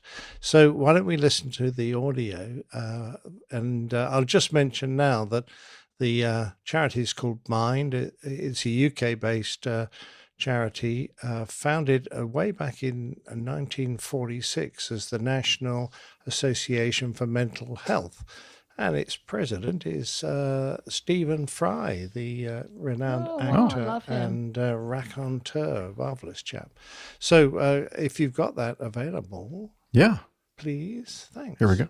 Hello, APG crew. It's Andy here, formerly of the A320 podcast and currently a co-host on PT UK, that fantastic UK podcast that I know you all listen to and love. Firstly, thanks for keeping up a great show. I can't believe I've been a listener now for well over 10 years. Fantastic. Still love to listen to it in the car. I'm providing this feedback mainly to let you guys know about an opportunity for all the av geeks out there. A bit of background for you. My wife, my wonderful wife, has been raising money over the past several years for a British charity called Mind, which is all about helping people with their mental health. And we're both about to turn 40 this year, and she had this big idea that she would try and raise £40,000 before she was 40 for the charity. And so far, she has smashed through that. She's ran countless marathons, ran cake sales, many events, a few balls as well that have been very popular. She really puts a lot of effort into it. Now, this year, she is running 3 marathons, Paris at the weekend coming, London, and then New York. I am also taking part for the second year in a row. I'm doing the 100-kilometre challenge between London and Brighton, which is non-stop. And last year it took me around 22 hours in all weathers and conditions. So I have stupidly agreed to do that again in end of May this year. And thankfully, we got a wonderful opportunity from my employer. Normally we'd be looking for sponsorship for these sort of things, but my employer has very kindly donated a 2-hour money can't buy session in one of our A320 full flight simulators, which are not open to the public. This opportunity would give you the opportunity to fly with me in the simulator for 2 hours, yourself and up to 3 friends.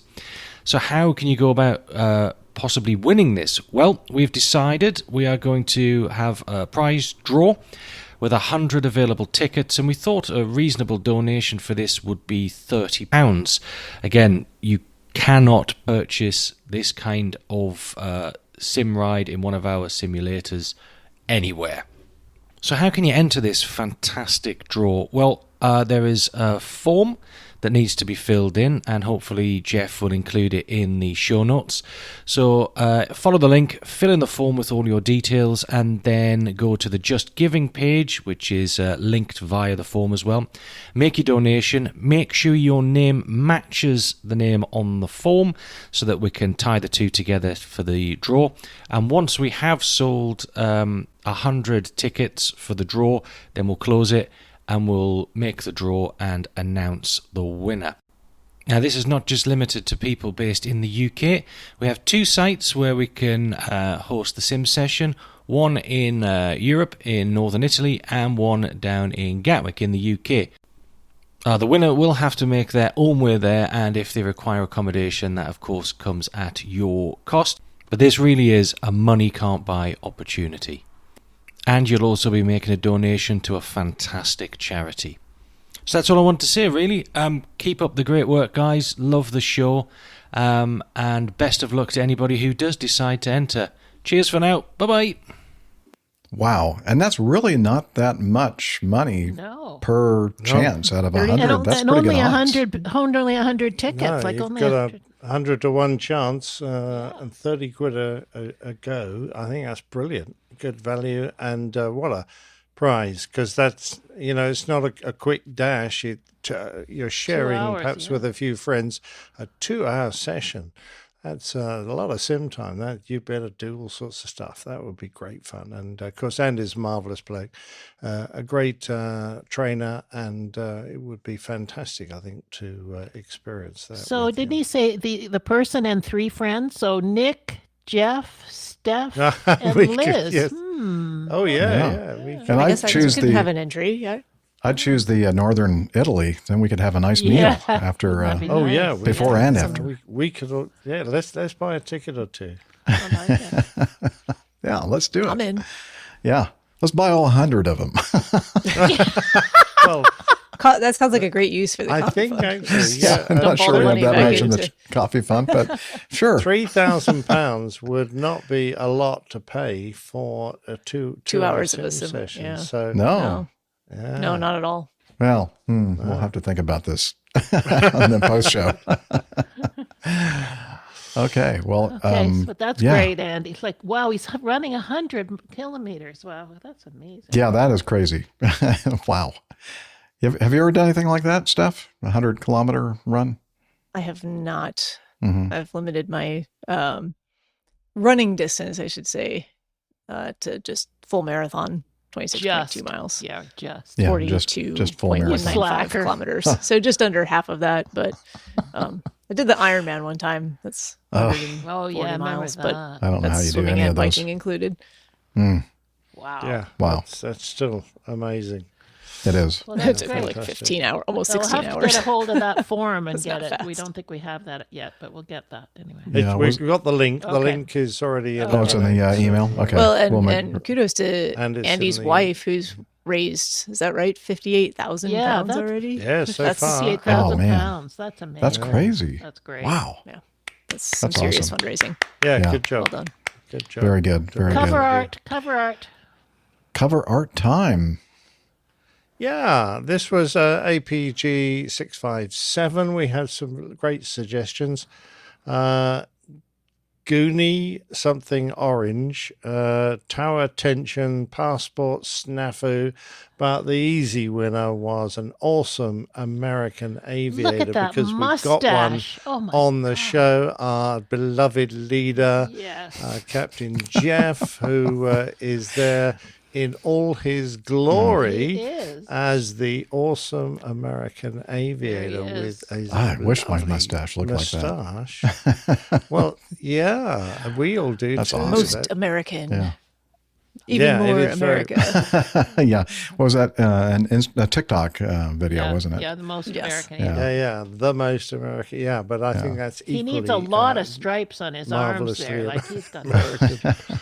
I love it. Love the uniform, Jeff. Yeah. Love the uniform. Well, I save it for special occasions. Great, and it looks vaguely like some kind of a Mad Dog. I don't know.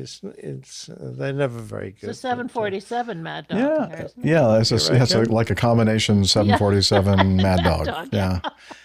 Interesting. It's a big Mad Dog. Yeah. Yeah.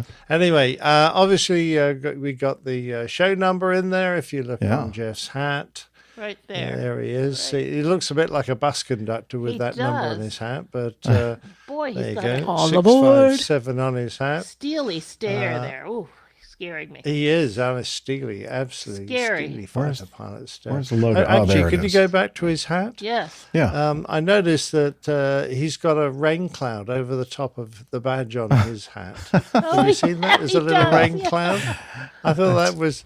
Oh, I just saw some lightning, too. I thought that was very special.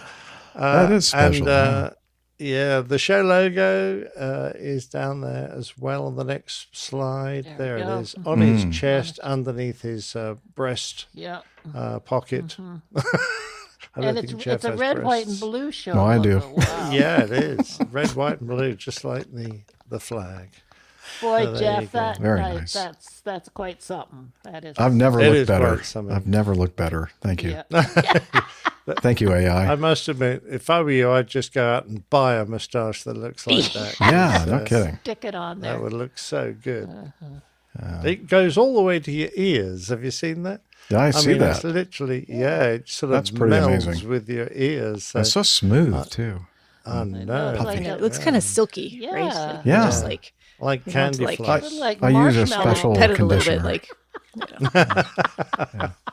That was a great Wow. one. Another great one. Yeah. Thank you. Love Nick. it. Love it. Thank you, Captain Nick. Oh, you're welcome. Well, speaking of a mustache, here he is. Yeah, now I feel kind Yeah. of like Tell us bad. suddenly feel inadequate. Keep your finger Very over inadequate. it, Jeff. We don't want to see that pathetic little one there. You're talking about my mustache, I think, Yeah. right? Okay. So I think I mentioned that I took deliveries of some furniture last week, including a media cabinet that had a space for a very large big screen television, which came on Tuesday. Oh, no pictures And, there. No picture of the TV. Pardon me? No pictures of the TV. You didn't put a picture. Oh, I forgot to put the pictures of the TV in. It's just a big TV. It's a 75-inch class Sonia Bravia set That's that I'm very a pleased lot. with. That is a lot. And it's actually, I think, almost too much, really. Like I was watching it the other day. Giving you a going, headache? my neck is hurting because I'm having to move it around so much to see the I whole need to be picture. you need to be farther back, almost like a movie theater type setup. Exactly. But anyway, so that's the update to the evolution of the bachelor pad here at APG headquarters, and so Lots of I'm singing having coming fun up. with that. Pardon me? Yeah, lots of singing coming up. On Sunday is basically starts the Holy Week with Palm Sunday, and then Holy Week, Thursday, Friday, Saturday, Sunday, singing every day, several times a day. So it's a good time of year for singers, for sure. Nice. And and that is, I think that's it. Yeah. Can't think of anything else. Yeah. Okay. I guess it's I coffee fun think- time. Now it's time for us to talk about the Coffee Fund. You could be a part of our coffee bar club. Johnny, how much more coffee? No thanks. I love coffee. I love tea. I love the APG community. Coffee and tea and the Java and me. A cup, a cup, a cup, a cup, a cup. Oh yeah, the Coffee Fund is your way to support our show financially, if you care to, because we love coffee here. We drink a lot of it. So let's see. We have a couple different ways to be a member of the Coffee Bar Club. One is the Coffee Fund Classic method.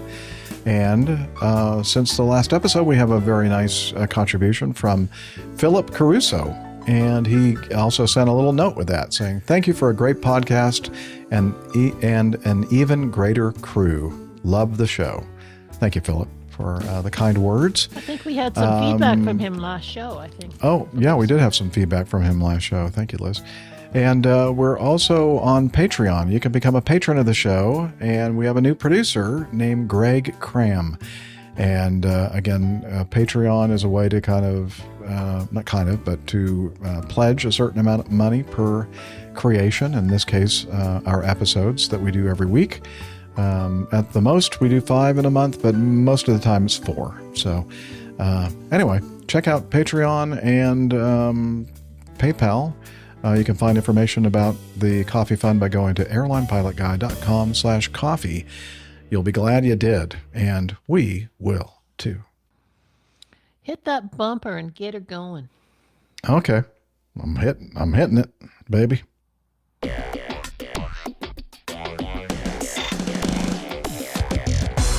Captain, incoming message. Go hit that bumper. Hit that bumper. All right. Let's... I don't know what that means. I don't either. Okay. It just so something clear. compelled me to do it. Let's start off with this from Steve. It's an update on, last episode we had the news item of the update. I mean, an audio of a father pilot and daughter kind of student pilot and the pilot's wife kind of succumbing to some kind of physiological event, and the daughter, in what we're surmising was the right seat, was able to take over control and safely land. The ATC talked her down, yeah. So an ATC talked her down, and Steve says, the incident from episode 657 with the daughter landing the plane after her parents became unresponsive actually occurred in 2004, so more than 20 years ago. Though the video was posted to YouTube only 4 weeks ago. On top of it, things here. Yeah. We're okay. So we're the video behind. the video release was recent. Yeah. That's why it was back circulating around. Right. And there was because we did look nothing- at the date and it was not that. There was nothing to strike me as indicate really on the video itself that it was that old. Yeah. Anyway, both parents subsequently died. Oh no, they had strokes. They both had strokes? Yeah. He said it would have been very odd for both of them to have been rendered unconscious by carbon monoxide and the daughter be totally unaffected. Of course, it was quite a coincidence for both to have almost simultaneous strokes. Perhaps the stress of the father's stroke and the need for the daughter to fly the plane was a precipitating factor for the mother. Yeah. Wow. Yeah. So, I mean, my thought initially, if, just going on the carbon monoxide theme was, if the parents were significantly older, they may have had medical conditions that would, pre-existing medical conditions that would have allowed them to be more susceptible to carbon monoxide. But, kind of crazy that they both had concurrent Yeah, I clipped a news strokes. item from 2004 into there, so it has details. Yeah, we'll have the... We'll have that news item link there as well, or actually in the show notes, so you can read it yourself. Thanks, But, Steve, wow. because we were wondering what happened. So, So that's the deal here. If you're new to Airline Pilot Guy Show, we always strive, and I think we pretty much nail it, that 50% accuracy is what we shoot for. And sometimes we dip below it, and Steve caught the fact that this was actually, I guess it wasn't really an error on our part. We had no idea. That it occurred so long ago. We were missing some critical information that this was more than 20 years old. Right. But, and we still were an presenting interesting, it as if it had been, something that happened it was very really recently. timely and interesting. Yeah. Still an interesting incident to cover, though. I agree. There was a lot going on, and it was interesting to hear the interaction between the daughter flying the airplane and the air traffic controller, CFI, who was able to, they both remained relatively calm and figured out how to get them down safely. I would love to know what happened to the daughter since this incident occurred. Yeah. Did she continue with her flying lessons and Or did become, it terrify her fully and she certificated never- pilot, or did she never get in an airplane again? Or she became an air traffic controller. Oh, maybe she became an air traffic. It would be kind of cool to figure out. Yeah. Somebody do some research on that. Do a See if we can follow-up figure it out. on it. Do a follow-up, yeah. All right. Well, thank you, Steve, for keeping us on track and as accurate as possible. We got some feedback from Roberta in BC, British Columbia. Victoria. Victoria, right? Yep. Hi, Jeff, and the entire APG crew. As you may recall, I am listening from episode 1 and am enjoying how the show has evolved. Thanks for reading my most recent feedback, the one where I relived Dr. Steph's APG debut on episode 152. Remember that, Steph? 152? 152, got it. Question today relates to episode tattooed, 280. I've been waiting for the story of the Airline Pilot Guy song. I can hear the I fly a mad dog lyrics as I write this, so curious as to where it came from. I figured its premiere would be lauded and much talked about. I've been waiting and waiting and waiting. So I was quite surprised to find the song tagged onto the end of episode 280. Yeah, I was bopping and singing. That is, until I realized that I had missed the story. What? Did I sleep through part of that episode? I don't think so. Well, it's very likely you did, because I put people to sleep very easily. As a result, I am scratching my head, wondering why I did not get the story. My guess, all I can think of is that the official arrival is still in the future, and at some point you went back and tagged it onto some older episodes. I'm not sure if I did that or not. Sounds like a lot. That sounds like a lot of work. Yeah, too much. Roberta is like bringing up a lot of things that I really I'm not sure. Like, wow, that's a good question. I don't know the answer to it. She says, regardless as to whether I missed it or if it has not yet been told, I'm sure many listeners would enjoy the story behind the Airline Pilot Guy song. Please tell us who wrote the lyrics, who wrote the song, who's performing, how did the song come to be? I originally thought it was you singing. I like when you sing, but I think it's another male with a somewhat familiar voice. By the way, when I originally listened to the show, it was a long time until I figured out what a mad dog was. We're still trying to figure it out, Roberta. And for those that don't know, I flew the MD 88 and the MD 90 series of basically evolution of DC-9s by McDonnell Douglas. And the Mad Dog came from the abbreviation or letters MD for McDonnell. Didn't you have a model of one of those around there somewhere in your storage unit or something? Yeah, I got a the picture. The picture here. There's the belly. That's an MD-88 right there. Go bring it up again, Jeff. There. Sorry. Okay. All right. Here we go. I don't know. Is, yeah. I can't tell if this is good or not. Too close? Yeah, no, it's okay. Yeah. Little close. That's better. I can't tell because I can't see the Keep computer. Going backwards. He's climbing. Keep going backwards. He's climbing. Keep going There you backwards. go. There Perfect. we go. Now we can see all of it. Watch out for the Yeah. So Roberta, you're like asking all these questions that are hard to answer, and I don't know the answer to most of the things you're asking me, but it's kind of fun to try to answer them. She says, thanks again for the great show and all the enjoyable ways I can waste time with the archives. Okay, so let me tell you about that song. And, well, I guess we got to go back, I don't know, many years to when Rick, or Miami Rick, was a regular on the show, we started receiving some feedback from a dude named, who called himself Miami Hick, not Miami Rick, but Miami Hick. And he still is a very funny guy. And he would send us all these little comedy bits. And then every once in a while, he would send in something like this "No More Airplanes" song that I tag on to the end of the most of the episodes.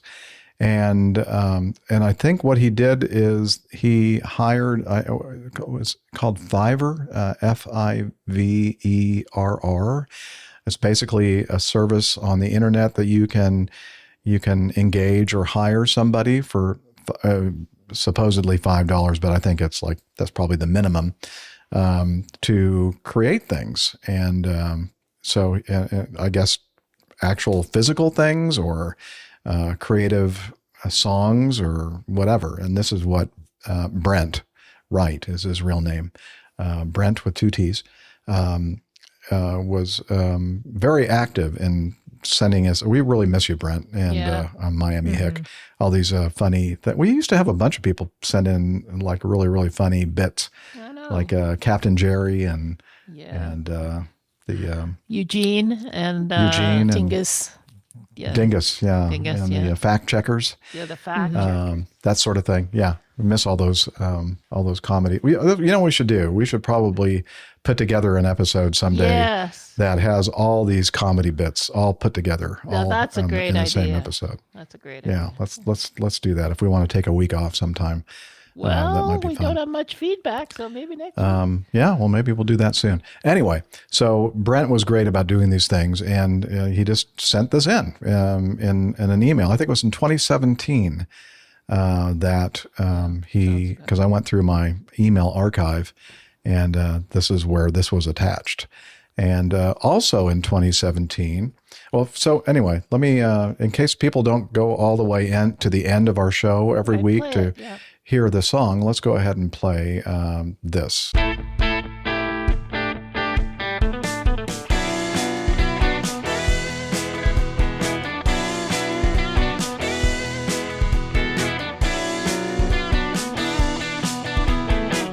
I used to be such a good pilot till I started APG. I opened doors for little old ladies. I helped them to their seats. Airline pilot guy, I fly a Mad Dog. Airline pilot guy, he can land in heavy fog. I got no friends cause I'm always flying. I have no friends. I just don't have the time. I don't have the time for friends. But I can land this old plane. Yeah. I can land it just fine. Airline pilot guy, I fly a Mad Dog. Airline pilot guy, he can land in heavy fog. Airline pilot guy, I fly a Mad Dog. Airline pilot guy. All right, land in heavy fog. That's almost the end. And we have that at the end of, as I said, most of our shows. In fact, it's funny, when we were at Oshkosh in 2019, somebody came by our big Class A motorhome. And we were talking, I remember this clearly. We were talking out front. I forgot who the name of the person, but they were complaining to me that I guess I had included this at the end of the song, end of the shows. And then I just stopped doing it thinking, well, people are probably tired of hearing this. And he was chastising me saying, hey, what did you do with the, the Airline Pilot Guy song at the end of the shows? And I said, I don't know. I didn't think anybody actually listened, went that far to listen to it. He goes, no, man, I listen to it every time. You got to put that back in. So after Oshkosh, I started putting this back on at the tail end of the show. And in 2017, I was reliving that year and Miami Hicks contributions to our show, including, remember that he did a puppet thing, like it's a video of a puppet that sings too, I think, like some hip hop or something. Again, we can put that in the show, that special show that we'll do. But the other thing that he sent in 2017 was something that I don't remember. I mean, I've played it. I remember playing it, but I haven't played it as often as maybe I should. Jeff, before you play it, I think Steffi's got to leave. I think she's got a hard. That's all right. I'm going to listen to this. Okay. And then I'm All right. Okay. Sorry, Steph. Let me do again. He hired Fiverr, and it's called "I Want My APG" Fiverr Audio. And let me make it pausable. Okay, and here we go. You ready? Yeah.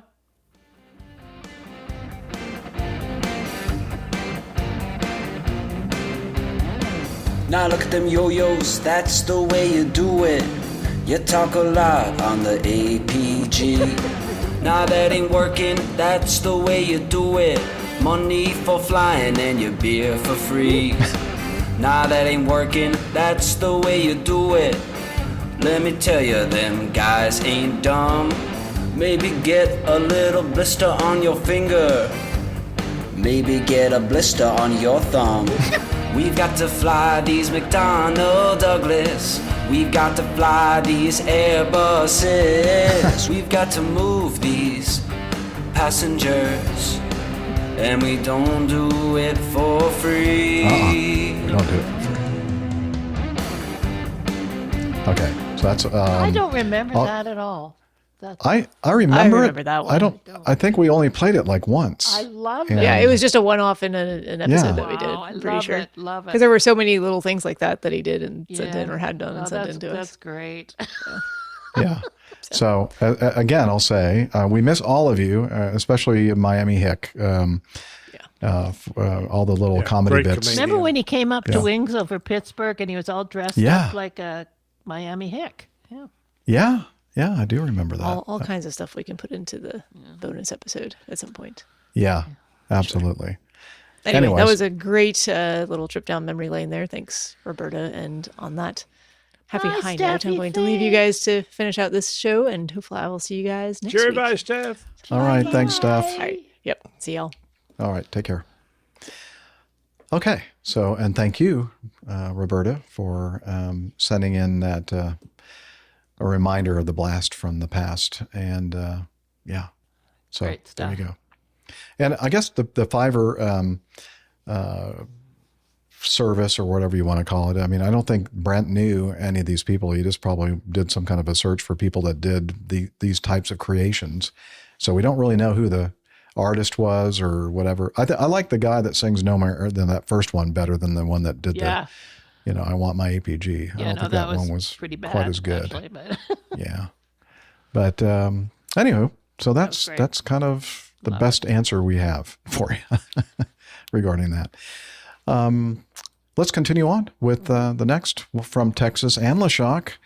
And the title of his feedback is Martian Aviation. I'm thinking, what? What is he talking about? Greetings, Captain Jeff and APG crew.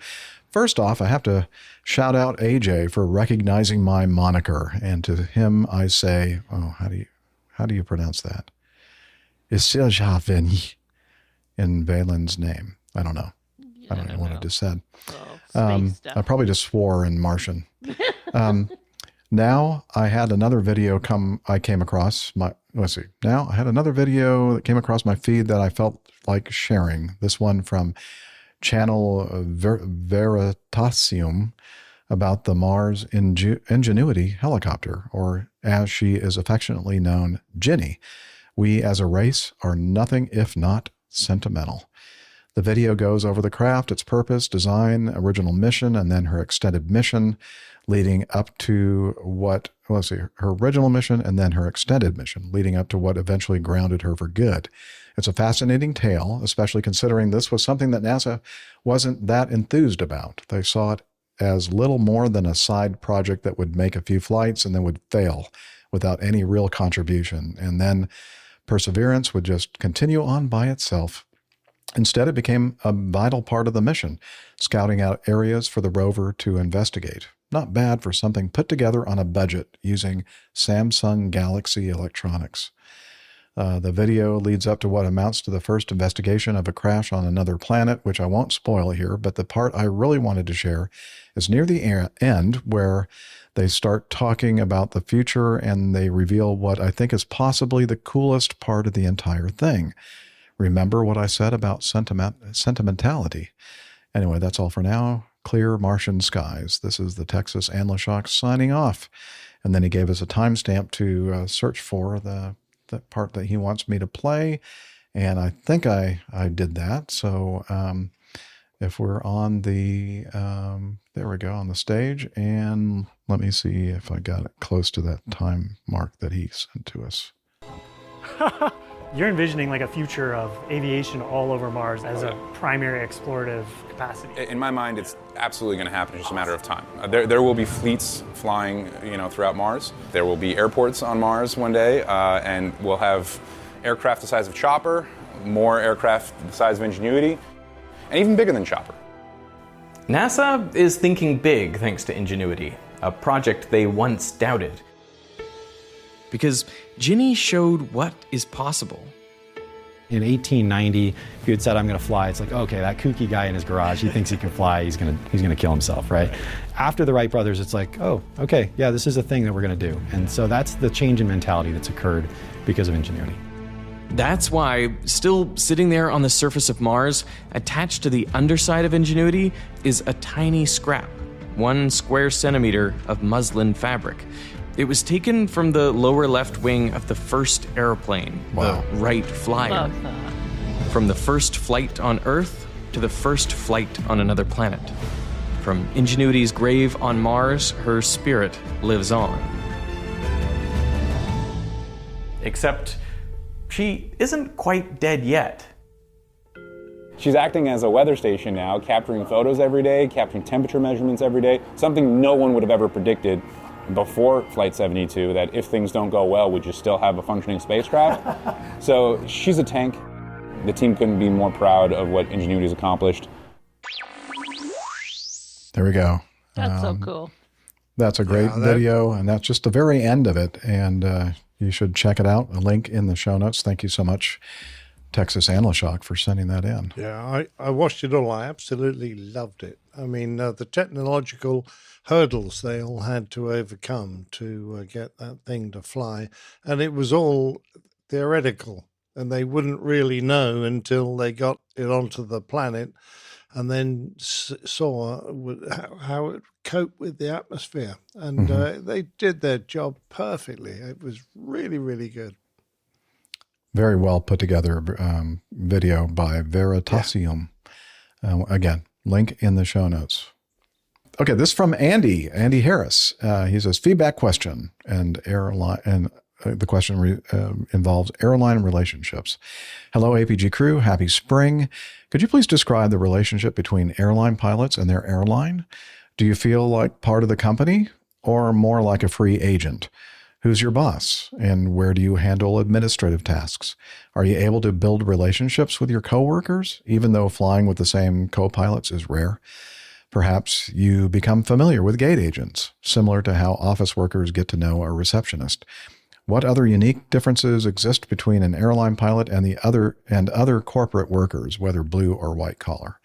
How does the union influence your relationship with the company? Do you feel like this relationship can be improved?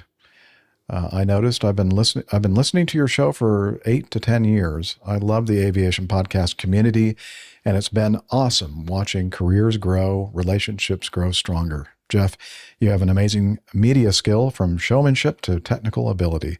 Hats off to all of the crew members, and thank you. Oh, thank you, Andy. That was very nice of you. I remember spending time with you. Probably the last time I saw you, Andy, was down. It was in 500th. Dayton. No, I think it was. I had a layover in Dayton that we met up together and had a meal nice. Together, because I think he lives in that area. Anyway, so his questions regarding relationships, and I think the first one that he has here. Do you feel like part of the company or more like a free agent? I think it really depends on the airline that you're flying for. Wouldn't you agree, Captain Nick? I think. Yeah, very much so.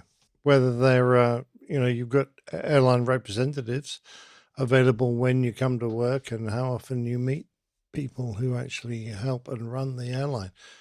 For me, it was very rare.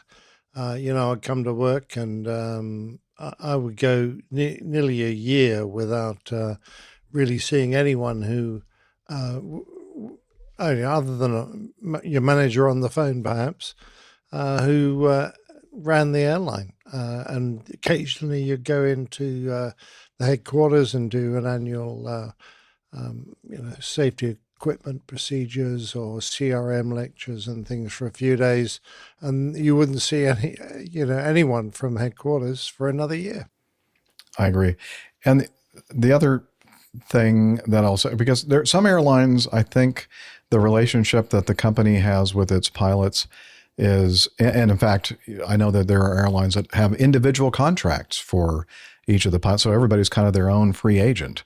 And so in that case, you kind of probably feel like you're a free agent and your primary allegiance is to yourself and your career and not necessarily the airline for whom you're flying with at the moment. On the other hand, in my experience, it was with a legacy airline, one of the big major airlines before deregulation, and seemed to, or not seemed, but was successful in living through beyond deregulation. And my relationship with the company was, the company employs me. They're the ones that write, my paychecks. And the customers are the ones that are flying on my airplanes, who are paying for my salary, basically indirectly, but through my company. And I had a very strong loyalty and allegiance to my company. And I was fortunate to be able to fly with a company that very much had especially in the early part of my career, it was like a family. It was just, everybody was very close and had a common pride for what we did, and common goals and that kind of thing. The union, for those who are represented by unions, and I was, from the time I started at Delta, from the time that I ended, except for maybe my probationary year, because you're not really allowed to become a member of the union until you're off of probation. But from the time I was off probation through the end of my career, the union was basically the pilots group representative. And so when we had to engage in contract negotiations with the company and negotiators, the union negotiators were the ones that were representing us. And so in that respect, we had an allegiance to the union. But for me personally, it was always, okay, thank you very much for those union association volunteers for negotiating the best contract that you can give for us, and then also for representing us and protecting us in case we did something wrong. You always felt like that was a security blanket, that the union was going to have your back. But again, I was very fortunate that Delta also, I always had the feeling that as long as I was doing everything the way that I should, I wasn't doing anything nefarious and I wasn't doing anything neglectful or criminal, that the company also would have my back. And so that was I was very, one of the rare situations where both the union and the company, I felt, were looking out for me at all times, as long as I didn't do anything stupid.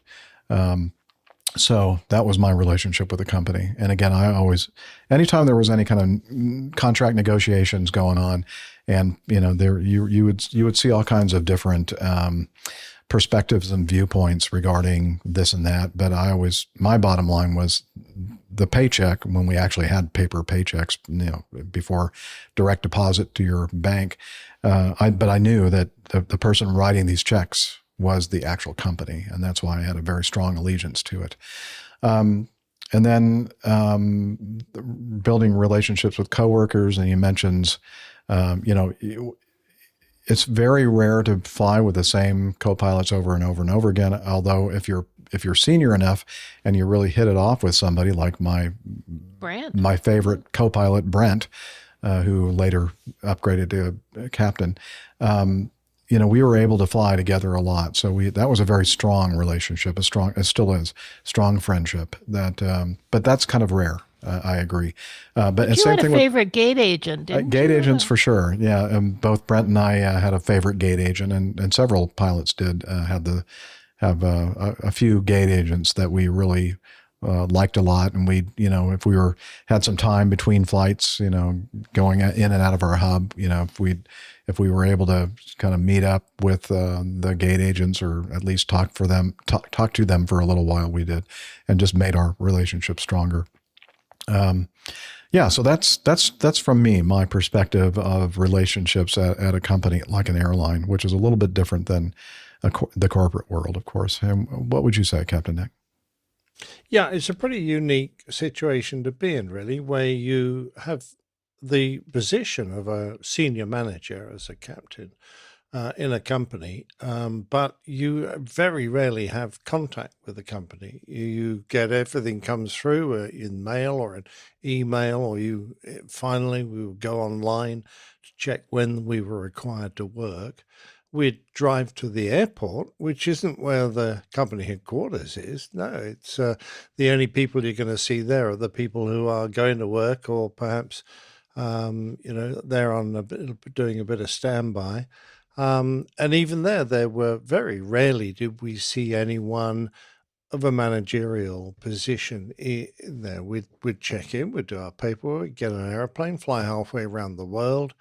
Our co-workers, you'd sometimes get to know some of the cabin crew because, quite honestly, we'd fly with the same senior cabin crew quite often. But the pilots, it was much harder because, even though we were a small airline and our fleet was only half of that airline, we didn't encounter the same pilots very often. You wouldn't make great friendships. It was really hard to do that, but you'd know people well enough to go out for a meal together and have some drinks together. And when you came back, you didn't even really touch base with the company. You landed, you parked the airplane, filled out the tech log, got in your car, drove home, and you didn't have any contact. They were your days off. They were sacrosanct. It was almost unheard of for the company to contact you during your rest days. When it came time to go back to work, you'd repeat the cycle. And very, very rarely was that cycle broken by some sort of interaction with the main company. And occasionally when we did go down to the headquarters, we'd be there amazed at their cut price restaurants. They had gymnasiums, they had salons to have your hair done and things. Wow. And we'd be going, this is how the other half live. But of course, they'd be looking at us going, you just fly off around the world, stay in the world's best hotels. You go to all these fantastically exotic places. Mm-hmm. We'd look Jackson, at each other. Yeah. Dayton, Ohio. Yeah. We'd look at each other thinking, the grass is always greener. Mm-hmm. But it is a really weird situation to be in, where all your communication really is done with emails, just the odd email. It's very rare, and they're usually very generic, aimed at the entire pilot force. You never had like annual assessments of your. I mean, I know you had sims and stuff, but I mean, they didn't talk about. We never had career advice. Right. We never got any kind of your manager phoning up to give you a how goes it, how we want to give you your assessment, Nick, and tell you you're so good and you brilliantly handled that. I mean, occasionally, if you were involved in a really difficult mission where there was a lot of hurdles to overcome, you might get a letter from your fleet manager, saying thank you, which was much appreciated. But I so rarely happened that less than a handful of those in 25 years. Cool. So you just get on and do your job. Like a passenger writes a nice letter to you, whatever, then you might hear something from your manager. But I always kind of thought it was funny that in an organization like an airline, it had various forms of managerial hierarchy and relationships, as Nick was just stating, like if you have to fill out paperwork, what's your department number, who's your supervisor, and you go, let's see, who is my supervisor? And I guess we always put the chief pilot for the Atlanta base, that's our supervisor, even though most of the time I'd never even met the supervisor. It's just kind of a weird existence.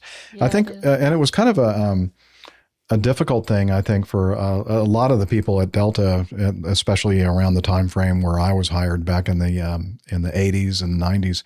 And even now, today, they still hire as many military or former military pilots as they can. But there was, when my initial training class, I think probably at least 90% of us were, military. And a lot of now I didn't have the kind of experience really that Captain Nick had with squadrons. But many of because I was flying transports and we were kind of much more like a an airline kind of a system and squadron and wing and that kind of thing, rather than like a fighter squadron or whatever. But the guys that were kind of used to that existence, Nick, with the squadron, fighter squadrons and that kind of thing, really kind of felt kind of lost almost when they started flying for the airlines, because they're going like, hey, even though we're not flying, let's get together and do, but that doesn't happen in the civilian airline world. It's just, doesn't happen. Much rarer. Yeah. And you're right. I kind of felt the same, but I'd been out of work for a year before I got my job with Virgin. So, I was kind of a bit weaned off the Air Force family life a little bit by the time I got my job.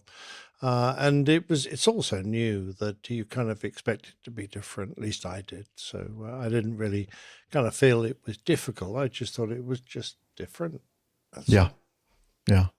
I think that's also one of the reasons why, at least with Delta Airlines, a lot of the people that were getting hired, right before me and for several years after, or maybe even decades after, the appeal of living in an area south of the airport called Peachtree City, because so many of the people knew the people from the military days, and it was kind of almost like, we kind of sarcastically called it on occasion like base housing, like everybody was living down there, and they're all having something to do with the airline, and many of whom knew each other in the military life and that kind of thing. And honestly, it was really nice down there, but I thought, I've always wanted to be in the airlines, fly for the airlines. I don't want to, I've already done the base housing thing. I want to get somewhere else away from this kind of thing and try to be like a normal person. And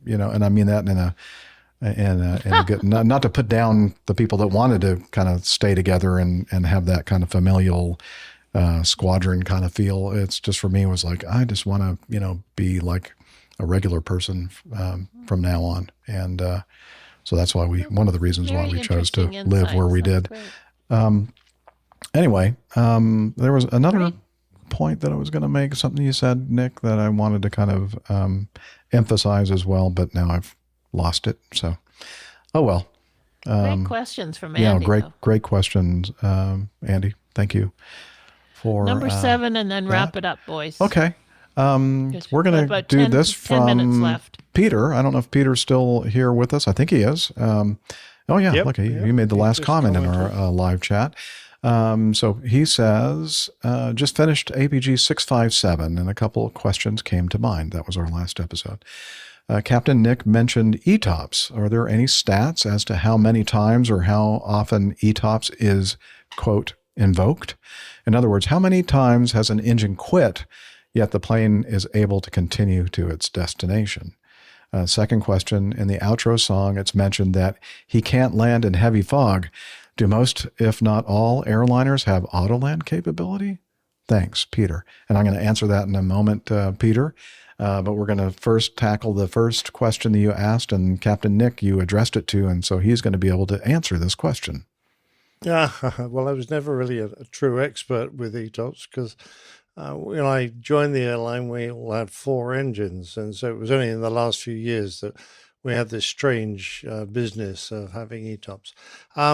No, you won't ever, if you have an engine failure, you won't ever go to your destination, ever. Unless you're so close to it that is the equivalent, this distance of your nominated ETOPS diversion. When you're in your ETOPS period, which is the bit where you're out across an ocean or something equivalent, you will have nominated ETOPS diversions.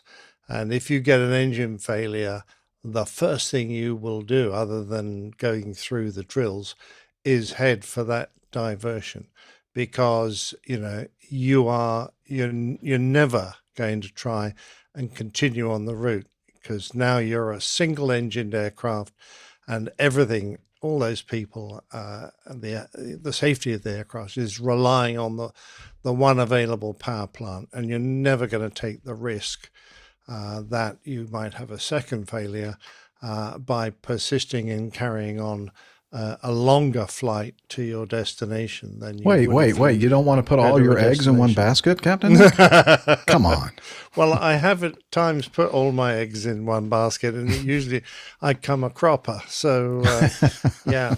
That is kind of what ETOPS is predicated on, the fact that you have these diversions that are close enough to you to be able to get to them within the limitations of the ETOPS time that you are flying for that route. And that time, it depends on various factors. And in fact, an airline often has to get the maximum ETOPS range so they can fly well over the ocean and not hug the coastline, as it were, close to their diversions. They have to earn that through flying the aircraft without major problems, to have very high engineering standards, to have very good statistics that allow them to do that. They will earn their ETOPS distances. So you don't mess about with ETOPS. As soon as you get a failure, you're off to your diversion. Yeah, I think really isn't that the whole point of ETOPS, is that you have special diversion points dynamically changing as you're moving along your very long route. And if ETOPS is invoked, you never go to your destination, as Captain Nick just said, unless you just happen to be like in the initial or final descent of your trip. You know, you're going to be heading to the destination airport. But if you're out in the middle of nowhere, yeah, that's the whole point of ETOPS, is to be able to limp in that one engine and get it to a suitable alternate. Exactly right. Yeah. That was a great explanation. Thank you. I could have done it. Second question was the outro song. No More Airplanes is the one that I've been, playing with. And I have to be honest with you, Peter, I thought the same thing that you thought, that the singer was saying, and the lyrics were, "He can't land in heavy fog." And I went, oh, no, well, that's kind of a slap. Yeah. Well, he's saying can. And I had to go back and listen to it. And I went, oh yeah, and let me see if I'm going to try to find the exact point where he says that. Let's see. Airline pilot guy, he can't land in heavy fog. It does sound like he's saying he can't land in heavy fog, but he's saying he can land in heavy fog. So I felt much better when I learned that. I'm thinking, okay, it's saying a good thing about me, not a bad thing. Although most of that song is bad things about me. I don't have any friends. I used to be able to fly airplanes well, but now I do the podcast, basically, is the whole gist of that song. Anyway, so yeah, by the good way, question. Peter did ask if we had any stats as to how many times ETOPS is invoked. It's pretty rare, quite honestly. And I don't often hear of them. I really can't remember the last time I heard of an ETOPS diversion. They obviously do occur, but they are quite remarkably rare. I don't know if someone must keep the stats, but I don't know how to get hold of those, I'm afraid. Yeah, I don't either. And then going back to these songs, and thank you again, Roberta, for asking the question about the Airline Pilot Guy song at the end. And then my rediscovery of the other song that Brent had created for us, I Want My APG. I'm thinking now maybe I should just, like every show, alternate between those two different songs. Maybe that way more people will get a chance to hear that. Anyway, just a thought that I'd add before we sign off and wrap this up. And I think that would that be a good idea, Liz, for us to wrap it up? Oh, she's gone. Oh no! What happened to her? She sideswiped, I think. She is. No, I'm here. Sorry, I had to let Poppy out. Sorry. Oh, okay. So yeah, I think it's time for us to wrap up this episode 658. Wrap that baby up by pointing you over to airlinepilotguy.com, our website, And lots of stuff there to check out. And we're also on the social medias, and Captain Nick is going to tell you about Let me that. find it. Sorry, Nick. There we go. Okay. I'll do it from home, Captain Nick. I'm now going to tell you about the social medias. We have a presence on Facebook, facebook.com/Airline Pilot Guy. On X, we're at APG Crew. Instagram is very similar, /APG Crew, and on YouTube, of course, where you see the smelly sausage being pounded out. Well, it's not that smelly. YouTube.com/Airline Pilot Guy, all one word. Yeah, that conjures up something Jeff, just why do awful in all my these mind. emails keep arriving from people who want to improve our YouTube performance? Because obviously I feel we're quite doing so inadequate. poorly. Yes, I do. I really, they're all going. You've got all these YouTube broadcasts, but you've got a lousy listener. Well, I'm going, go away, leave us alone. The funny thing is they don't realize that YouTube, we don't even monetize the YouTube videos. We were just using this as our platform to record the audio podcast. So I think Peter's people are complaining you confused. didn't answer the second part of his question. Oh, shoot. I didn't answer What did the we second forget? part of his question about Autoland. Okay, let me go back to it. Okay. Why? Okay, I answered the part about the landing or not being able to land in heavy fog. Don't all airliners have Autoland capability? I would say that yes, most, Except not the all. museum pieces that Jeff used to fly. All of the airplanes that I flew in the airlines had Autoland capability. Thank you very much. Yeah. Even my beloved 727 had a Category 2 Autoland capability. Wow. Did not have auto throttles. I mean, there were some models of it that did, but the ones that Delta ended up inheriting from Northeast Airlines, Northeast didn't opt for the auto throttle system, so it was all manual throttles, which kept you in the game the entire time. You always knew where your engine thrust was because you had to, because you were the one responsible for ensuring that the speeds stayed in the proper ranges and that kind of thing. And in fact, I also flew an airplane that probably, I would say, and I think many out there would argue that the L-1011 had the best auto land system of any airplane ever. I mean, it was just amazing. I don't know. I think it would hold its own even today. But it would be tough. There's a lot more competition now. But I would think that there were probably some of the smaller airplanes that are used in maybe regional or commuter airlines, especially maybe some of the turboprops, like is it the Jetstream? Is that the name of the? It's a British-made turboprop airline thing. Not really an airline. I'm more an exec. But I mean, really, small airlines have used it though in airline scheduled service, and I don't even think it has an autopilot at all. I think it's all hand flown, or maybe the earlier models of it and the smaller models. It's cheap and cheerful, that's for sure.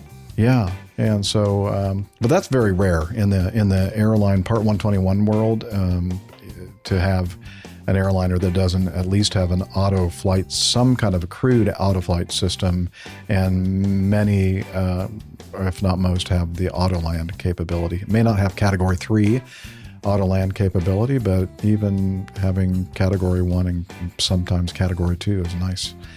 Nice to have. There's somebody in your bathroom that wants to come out. Is there somebody in my bathroom again? Gosh darn it. Hello? Hey, can you tell us about Slack? Okay, but I'm dripping wet. All right, that's all right. Come on over here. Just walk to that closed door, and he's going to come over here, stand next to me, and he's going to tell you about Slack. APG listeners, please join us on our Slack team. Slack is a communication, coordination, and sharing platform that works on your mobile, laptop, or browser. On Slack, we share news and ideas, we suggest episode and Plain Tales topics, we plan events and meetups. To get into the Slack team, please email me at Slack at airlinepilotguy.com. That's SLACK, Sierra Lima Alpha Charlie Kilo at airlinepilotguy.com. Or send me a tweet with your preferred email address to @Hillel, and I'll send you an invitation. That's Hillel, spelled Hotel India 11 Echo 1, and see you in Slack. Thanks a lot, Hillel. Huh? Hello? Thanks a lot, Hillel. made a new name for him. All right, and we also, as always, want to thank our lovely producer who does so much work. Good job. Behind the scenes and during the show. You don't even know it. In fact, I have to apologize. For some reason, last show, her audio track was not being recorded at all. So I'm sure you missed Liz, except for the very beginning and very end. Unless you're one of those people out there who hates hearing from Liz, and then you were probably very happy on the last episode. But this time, I made sure that she's being recorded. So we have that lovely producer audio in the background. So thank you, Liz, for everything. You're so welcome. We'd like to thank our live chat, our live audience, and thank everybody out there for listening to our show. We really appreciate you. We love you. And until we see you again, wishing you clear skies and limited visibility and tailwinds. Take care, and God bless. Bye, everybody. See you next time. Yeah, he's up in the sky. It's the airline pilot guy. Good day.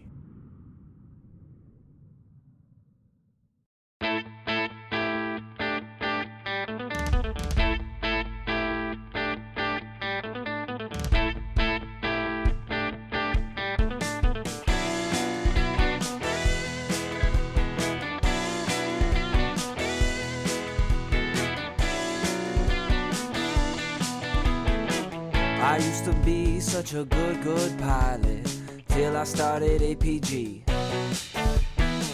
I opened doors for little old ladies. I helped them to their seats.